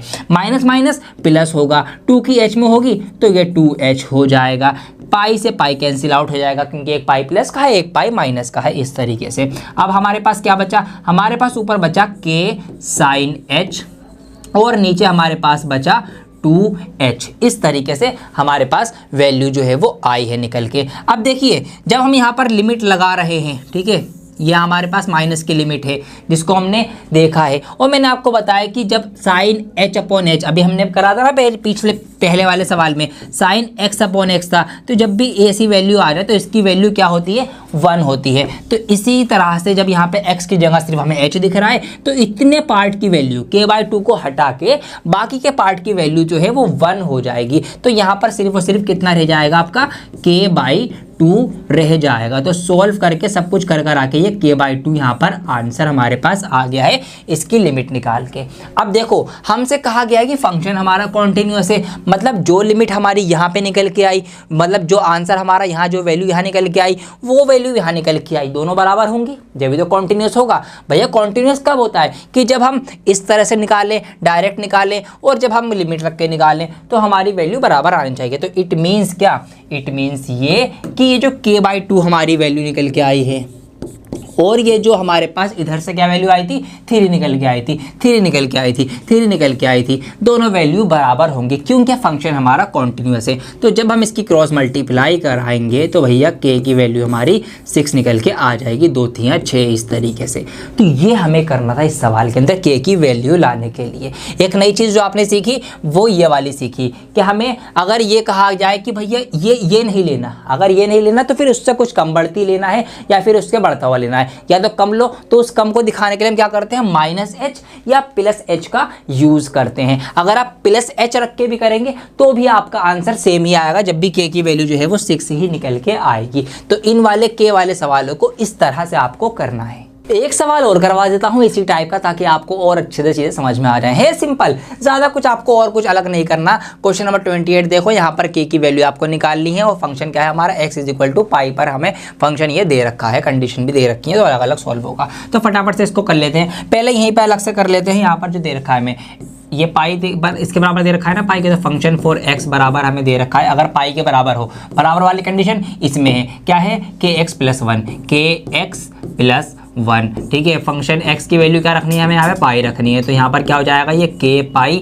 + 1। ये हमारे पास यहाँ पर सॉल्यूशन जो है वो आ चुका है। अब कंडीशन के अकॉर्डिंग देख लो, तो कंडीशन यहाँ पे दो है हमारे पास, एक मोर देन की है, एक लेस देन की है, तो दोनों लिमिट हम यहाँ पर लगा के सॉल्व कर लेंगे। जल्दी जल्दी से आप सॉल्व करते चले जाओ, स्पीड बढ़ जानी चाहिए अब तो आपकी। तो x अप्रोचेस टू कितना है, पाई है ना, तो पाई माइनस का देख लेते हैं पहले, फॉर फंक्शन x, ठीक है। पाई नेगेटिव मतलब जब पाई जो है वो कम है, मतलब x की वैल्यू जो है वो पाई से कम है, तो ये आपका इस तरीके से आ जाएगा, limit x approaches to pi minus. तो जब x की वैल्यू पाई से छोटी है, x is less than pi, तो ये वाला फंक्शन यूज होना है। क्या फंक्शन है, kx + 1। अब यहाँ पे जहाँ पे x है वहाँ पर पाई की वैल्यू आ जाएगी, तो kx की जगह पर आ जाएगा आपका पाई, k पाई + 1। सोल्व होके हमारे पास यही वैल्यू मिल गई जो हमें यहाँ पर मिल रही थी। अब फटाफट से इसका मोर देन वाला केस देख लो, तो limit x approaches to pi + 4 function fx। अगर x की वैल्यू पाई से ज़्यादा है, तो जब पाई से ज़्यादा वैल्यू है तो हम कौन सा फंक्शन यूज़ करेंगे, जल्दी से ऊपर देखो। अगर वैल्यू पाई से ज़्यादा है x की, तो हमारे पास cos x फंक्शन जो है वो यूज़ होगा। cos x यूज़ होगा तो cos x में x की जगह पर पाई आ जाएगा, तो ये सोल्व होकर आ जाएगा आपका cos पाई। अब cos पाई की वैल्यू क्या होती है, ट्रिग्नोमेट्री टेबल से आपको अंदाज़ा लग जाना चाहिए, याद हो जाना चाहिए। अगर नहीं याद है तो मैं अभी आपको बता देता हूँ, -1 होती है, ठीक है जी। चलिए, अब क्योंकि फंक्शन कॉन्टिन्यूअस है, हमें वैल्यू निकालनी है, तो इसका मतलब क्या है कि ये वैल्यू और ये वैल्यू बराबर होगी, बल्कि तीनों वैल्यू बराबर होंगी। ये वाली वैल्यू बराबर है इस वैल्यू के और ये बराबर है इस वैल्यू के, क्योंकि जब ही कॉन्टिन्यूटी होती है कि जब डायरेक्ट सॉल्व करें और दोनों जो लिमिट होती है हमारी लेफ्ट हैंड वाली और राइट हैंड वाली सब बराबर आए। तो क्योंकि ये वैल्यू और ये वैल्यू बराबर है और हमें k की वैल्यू निकालनी है, तो यहाँ से जो वैल्यू निकल जाएगी, तो हम इसको बराबर रख देंगे। किस को, k पाई + 1 को बराबर रख देंगे। इसकी जो वैल्यू निकल के आई थी -1। अब यहाँ पर k पाई है, ये +1 है, ये -1 यहाँ पर ऑलरेडी है, ये वाला +1 भी उधर जाके -1 हो जाएगा। तो यहाँ पर k पाई बराबर माइनस प्लस, ये -2 हो जाएगा, और ये जो पाई है ये नीचे आ जाएगा यहाँ पर। तो ये कुछ इस तरीके से आ जाएगी आपकी k की वैल्यू क्या, -2 डिवाइडेड बाय पाई। ये आपका आंसर आ गया, k की वैल्यू क्या आ गई, -2/पाई। ठीक है जी, ये आपका आंसर है। तो इस तरीके से सिंपल है, समझ में आ गया आपको, बहुत ही जल्दी मैंने यहाँ पे कर दिया है आपके लिए। अब बाकी के ऑप्शन भी आप ट्राई कर लेना, आराम से आपसे होंगे। अगर वो वाला आ जाए नोट वाला केस, तो आपको पता है कि कम कर लो h लगा के या +h कर लो, और फिर कोई सा भी एक रख के सॉल्व कर लो, आपका आंसर जो है आपको मिल जाएगा। ऐसे आपको इनको कर लेना है। अब थोड़ा और लंबा चौड़ा सवाल देख लेते हैं, ताकि आपको कोई डाउट ना आए और आप कॉन्फिडेंट होकर मेरी वीडियो देखकर जाएं सवालों को करने के लिए। क्वेश्चन नंबर 30 है, find the value of a and b. यहाँ पर आपको ये a नजर आ रहा है, ये b नजर आ रहा है, इनकी आपको वैल्यू बतानी है इस फंक्शन के अंदर, जो कि फंक्शन हमसे कहा गया है कि फंक्शन कॉन्टिन्यूअस है। ठीक है, कॉन्टिन्यूअस है। अब फटाफट थोड़ी स्पीड बढ़ा लो यार, अब इतनी देर से सवाल करे जा रहे हो, स्पीड बढ़ाओ फटाफट। तो सबसे पहले देखो कि x किस किस के बराबर यहाँ पे हमें दिखाया गया है फंक्शन में। तो x हमें 10 के बराबर दिखाया गया है, x हमें 2 के बराबर दिखाया गया है। तो x की 2 के इक्वल रख के वैल्यू निकालेंगे और x की 10 के इक्वल रख के वैल्यू निकालेंगे। आइए फटाफट यही काम हम यहाँ पर कर लेते हैं। तो x इज इक्वल टू कितना, 2। ठीक है, 2 के बराबर रख के निकालनी है। तो फंक्शन फॉर x बराबर, अगर फंक्शन 2 के बराबर है x की वैल्यू, तो फंक्शन हमारा 5 लगेगा। तो यहाँ पर मैंने 5 लगा दी। तो फंक्शन जब हमने 2 की जगह पर हम रख के सॉल्व कर रहे हैं, तो हमारे पास 5 मिल रहा है। चलिए जी, कर लिया। अब लगे हाथ, तो यहीं पर मैं 10 के इक्वल रख के भी निकाल लेता हूँ कि x इज इक्वल टू 10 अगर यहाँ पर हमारे पास दिया गया है, तो फंक्शन फॉर x अगर 10 दिया गया होगा तो फंक्शन क्या लगेगा, 21 लगेगा। ये लो जी, लगा दिया। तो फंक्शन x की वैल्यू कितनी रखने पर, 10 रखने पर हमें यहाँ पर 21 मिल गई है। चलो जी, ये इनकी डायरेक्ट वाली आ गई। अब लिमिट वाली देख लो, लिमिट वाली देख लेते हैं फटाफट से। तो लिमिट वाली में यहाँ पर सॉल्व करने जा रहा हूँ। लिमिट x अप्रोचेस टू 2+, ठीक है, 4 फंक्शन फॉर x। यहाँ पर मैं इसके लिए सॉल्व इसको कर रहा हूँ। तो limit x approaches to 2+, x की वैल्यू 2 से कहाँ पर ज़्यादा हो, तो x इज मोर देन 2। अगर x की वैल्यू 2 से ज़्यादा है तो फिर लगेगा फंक्शन ax प्लस बी। तो यहाँ पर फंक्शन लगेगा अब मेरा ax प्लस बी। अब यहाँ पर जहाँ पर भी x है वहाँ पर मैं 2 रख दूंगा, तो ये बन जाएगा मेरा, क्या बन जाएगा, 2a प्लस बी। ये इस तरीके से बन जाएगा। ठीक है जी। अब देखिए यहाँ पर ये वैल्यू आई 5 निकल के, ये वैल्यू आई 2a प्लस बी निकल के, और हमसे कहा गया कि फंक्शन कैसा है, कॉन्टिन्यूअस है।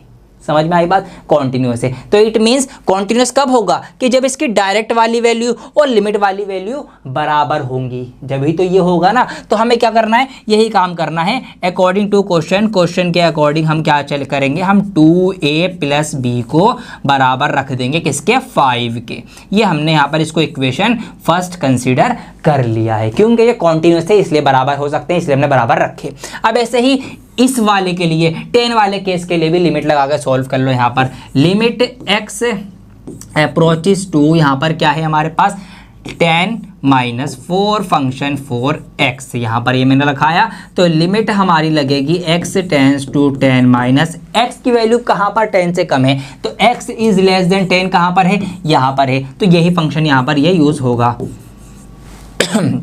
ये हमने यहाँ पर लगा लिया है। अब x की जगह पर 10 रखना है, तो ये हमारा बन जाएगा 10a प्लस बी। ठीक है, 10a प्लस बी इस तरीके से बन गया। अब वही बात कि ये फंक्शन और ये फंक्शन कॉन्टिन्यूस दिया गया है, मतलब 10 की जो हमने ये डायरेक्ट वैल्यू निकाली और लिमिट लगा के निकाली, ये बराबर है, क्योंकि ये कॉन्टिन्यूस है तो ये बराबर होंगी। इसीलिए मैं इसको भी यहाँ पर क्या कर दूंगा, दोनों को बराबर लिख दूंगा, बराबर 21। एक इक्वेशन हमारी ये बन गई। अब ये 2 इक्वेशन बन गई। हमने यहाँ पर अब एक चीज़ और सोचो, मैंने यहाँ पर वैल्यू जो ली वो ली +2 वाली, यहाँ पर माइनस वाली। ऐसा मैंने क्यों किया, क्योंकि मुझे ये इक्वेशन बनानी थी। ठीक है, यहाँ पर जो कंडीशन दी गई थी वो ये दी गई थी कि x इज मोर देन 2 और लेस देन 10। इसको ऐसे भी आप समझ सकते हो कि यहाँ पर हमारे पास लेट सपोज ये 2 है, ये 10 है, यहाँ की वैल्यू निकल गई, यहाँ की वैल्यू निकल गई। अब यहाँ पर क्या है कि x की वैल्यू 2 से ज़्यादा मतलब इधर बढ़ेंगे आगे, 10 से कम मतलब इधर बढ़ेंगे पीछे। तो यहाँ पर बीच की वैल्यू निकालने के लिए हमें ये आंसर चाहिए, इसीलिए अपने ये दोनों में हमें कॉमन मिल जाए, ताकि हम फिर इसको इक्वल करके, इसको आगे सॉल्व करके, इसको काट पीट के हम आंसर निकाल पाए। इसीलिए हमने यहाँ पर ये चीज करी है जानबूझकर। इसीलिए हमारी 2 इक्वेशन बन गई। इनको आप सॉल्व कर लो, एलिमिनेशन मेथड लगा लो, सब्स्टिट्यूशन लगा लो, कोई सा भी मेथड आप यहाँ पर लगा के इनको सॉल्व कर सकते हो। ऊपर नीचे इनको रख लो और इनको सॉल्व कर लो। फटाफट आइए कर ही लेते हैं लगे हाथों। तो एक है हमारे पास 2a plus b, 2a plus b equal to 5 है, और दूसरी है 10a plus b equal to 21 है। अगर मैं इनके साइन चेंज कर दूं तो यहाँ पर ये प्लस माइनस भी हो जाएगा, बी से भी कैंसिल आउट हो जाएगा, एक प्लस का एक माइनस का। अब 10a में से 2a जाएंगे तो माइनस के 8a बचेंगे, 21 में से यहाँ पर 5 जाएगा तो माइनस का आपका कितना बचेगा, 16 बचेगा। माइनस से माइनस कैंसिल आउट हो जाएगी, 8 दूनी 16 होते हैं, तो a आपका कितना निकल के आ गया, 2 निकल के आ गया। अब a की वैल्यू किसी भी इक्वेशन में पुट कर दो, आपकी b की वैल्यू निकल के आ जाएगी। जैसे कि a की वैल्यू में यहाँ पुट करूँ, अगर ये 2 आएगा निकल के, तो ये 10 दूनी 20 हो जाएगा, ये आपका प्लस है और ये आपका 21 है, तो b की वैल्यू कितनी निकल के आ जाएगी, आपकी 1 निकल के आ जाएगी। 21 में से 20 माइनस होगा तो 1 बचेगा। तो यहाँ पर a और b दोनों ही आपके निकल के आ चुके हैं, a की वैल्यू 2 और b की वैल्यू 1। इस तरीके से आपको इसको सॉल्व करना था। बड़े मार्क्स में इस टाइप के ही सवाल आपको देखने को मिलेंगे एग्जाम के अंदर। तो एक इंपॉर्टेंट सवाल था, अच्छा सवाल था, इसको आप एक बार और देखो, समझो मैंने कैसे कैसे किया है, वीडियो रोक के स्टेप सारी देखो, दिमाग में इसको फिट कर लो। क्वेश्चन नंबर 31 यहाँ पर देखिए, show that the function defined by function x is equal to cos x square is a continuous function. अब आप माहिर हो चुके हैं सवालों को करने में, इसलिए मैं फटाफट से यहाँ पे आपको रैप अप कर देता हूँ। 3 तरीके से हमें निकालना है यहाँ पर। अब हमें ये नहीं दिया गया कि कितने पर निकाले x, ये तो नहीं पता हमें ये तो नहीं लिखा हुआ कि at x is equal to 1 2 3, कुछ भी नहीं लिखा हुआ। तो हम क्या करेंगे, हम x को मानेंगे कॉन्स्टेंट, कि भैया किसी कॉन्स्टेंट टर्म पर हम ट्राई कर रहे हैं। ठीक है, कुछ भी हो सकता है, 1 2 3 4 5 6 कुछ भी। तो उसको हमने सी से दिखाया, कांस्टेंट टर्म पे हम ट्राई कर रहे हैं, x को हमने कांस्टेंट टर्म माना। फंक्शन क्या है हमारा, ये है। इसके अंदर x की जगह हमें c रखना है, तो यहाँ पे c रखा, x का स्क्वायर था तो c का स्क्वायर हो गया, तो cos c स्क्वायर यहाँ से डायरेक्ट वैल्यू रखने पर आ गया। अब लिमिट में सॉल्व करेंगे। अब लिमिट में देखिए दोनों ही लिमिट चेक करनी पड़ेंगी, लेफ्ट हैंड की भी और राइट हैंड की भी। तो यहाँ पर हमने जब लिमिट लगाई x tends to c minus function के अंदर, x tends to c minus cos x square के अंदर, अब वही बात, कम जो ये कर रहे हैं हम, कितना कम कर रहे हैं, हमें कंडीशन तो नहीं दी गई कि इतना कम करो, कितना कम करें, तो उस कितने को दिखाने के लिए हम क्या करेंगे, हम इस C में माइनस करेंगे कुछ H। ये कुछ कम जो हमने करा है, कुछ भी हो सकता है वो 1 यूनिट, पॉइंट कुछ यूनिट, उसको दिखाने के लिए हमने यहाँ पे H का यूज करा कि हमने कांस्टेंट टर्म में से कुछ माइनस हुए हैं, कुछ हम इधर गए हैं, तो वो इधर होने के लिए हमने दिखाया कि C माइनस H जो कांस्टेंट टर्म थी उसके से कुछ इधर, ठीक है, इधर वाले नंबर, तो C माइनस H का स्क्वायर। और H के लिए फिर लिमिट हमारी चलेगी 0। तो जब H की जगह 0 आ जाएगा तो भैया ये वाला पार्ट 0 हो जाएगा, पूरा का पूरा cos C स्क्वायर रह जाएगा। अब ऐसे ही राइट हैंड लिमिट पे देखो, लिमिट लगेगी x tends to c plus cos x square के अंदर। अब वही बात c प्लस c का तो हमने यहाँ पे निकाल लिया एग्जैक्ट पॉइंट। अब c से जो हम आगे जा रहे हैं, कितना आगे जा रहे हैं, इस आगे को दिखाने के लिए हम इस c में प्लस करके दिखाएंगे h को। समझ में आई बात, जो हमने पिछले वाले सवालों में भी करा है। तो c प्लस h का स्क्वायर करा, h टेंस टू 0 लिमिट हो जाएगी, फिर h की जगह 0 रखूंगा, यहाँ पर भी कोस c स्क्वायर बचेगा। अब आपने देख लिया कि डायरेक्ट रखने पर भी, ठीक है, लेफ्ट हैंड लिमिट भी और राइट हैंड लिमिट भी, तीनों हमारे चीजें सेम आई हैं। तो इसका मतलब क्या है, इसका मतलब जो है ये फंक्शन कॉन्टिन्यूअस प्रूफ हो चुका है। तो आप लिख देंगे भैया हैंस प्रूफ, हमने ये साबित कर दिया कि फंक्शन जो है वो कॉन्टिन्यूअस फंक्शन है। एक तरीका ये है। अब एक और तरीका है, क्या तरीका है, देखो दूसरा तरीका थोड़ा सा कॉमन सेंस का तरीका है। कॉमन सेंस ये है कि फंक्शन क्या है, फंक्शन है आपका कोस एक्स का स्क्वायर, ये फंक्शन है। यहां पर आपको दो चीजें दिखाई दे रही हैं, एक तो आपको कोस दिखाई दे रहा है, ठीक है, जो कि अपने आप में एक ट्रिग्नोमेट्रिक फंक्शन है, ठीक है जी, और आपको यहां पर एक्स का स्क्वायर दिखाई दे रहा है जो एक पॉलिनोमियल है, ठीक है, पॉलिनोमियल है। अब आपको मैंने इस वीडियो के स्टार्टिंग में ही बताया था कि पॉलिनोमियल तो हमेशा ही कॉन्टिन्यूअस ग्राफ बनाते हैं, ठीक है जी, पता है आपको। क्वाड्रेटिक पॉलिनोमियल है, इसका इस तरीके से कर्व बनता है, एक कॉन्टिन्यूअस ग्राफ बनता है। और जो ट्रिग्नोमेट्री फंक्शन कोस थीटा है, कोस थीटा का भी एक कॉन्टिन्यूअस ग्राफ बनता है। जी हाँ, तो आपको सोचिए ये भी कॉन्टिन्यूअस है, ये भी कॉन्टिन्यूअस है, तो दो कॉन्टिन्यूअस फंक्शन मिलकर एक कॉन्टिन्यूअस फंक्शन ही तो बनाएंगे। ये हमारी एलजेब्रा आ गई, ठीक है जी, जो एलजेब्रा मैंने बताई थी, प्लस माइनस मल्टीप्लाई डिवाइड वाली। तो यहाँ से आप कॉमन सेंस लगा के भी इस बात को लिख सकते हैं कि भैया जब इसके अंदर दो फंक्शन है, एक कोस है एक पॉलिनोमियल है, ट्रिग्नोमेट्रिक फंक्शन जो कोस है वो भी कॉन्टिन्यूअस फंक्शन है और पॉलिनोमियल तो हमेशा ही कॉन्टिन्यूअस फंक्शन यहाँ पर होते हैं। तो इट मीन्स दो कॉन्टिन्यूअस फंक्शन से मिलकर ये फंक्शन बना है, इसीलिए ये कॉन्टिन्यूअस होगा। आप ऐसे भी इसका रीजन देकर ये बात साबित कर सकते हैं। तो दोनों ही तरीके से मैंने आपको बता दिया, इसे कहते हैं कॉन्सेप्ट की क्लैरिटी, ठीक है। हमने कुछ रटा नहीं, सिर्फ समझने का सारा खेल है। समझ के हमने ऑलमोस्ट काफी सारे इंपॉर्टेंट क्वेश्चंस इस एक्सरसाइज के कर लिए हैं। क्या क्या आज की इस वीडियो में आपने सीखा, सबसे पहले आपने सीखा कॉन्टिन्यूटी किसे कहते हैं, कॉन्टिन्यूटी का कॉन्सेप्ट सीखा। उसके बाद कॉन्टिन्यूटी का कॉन्सेप्ट किन किन चीजों में यूज होता है, दो चीजों में होता है, एक आपके पॉलिनोमियल फंक्शन, एक आपके ट्रिग्नोमेट्रिक फंक्शन, ये मैंने आपको सिखाया। उसके बाद इन दोनों फंक्शन को मैंने दिखाया कि पॉलिनोमियल फंक्शन को कैसे कैसे कॉन्टिन्यूटी होती है,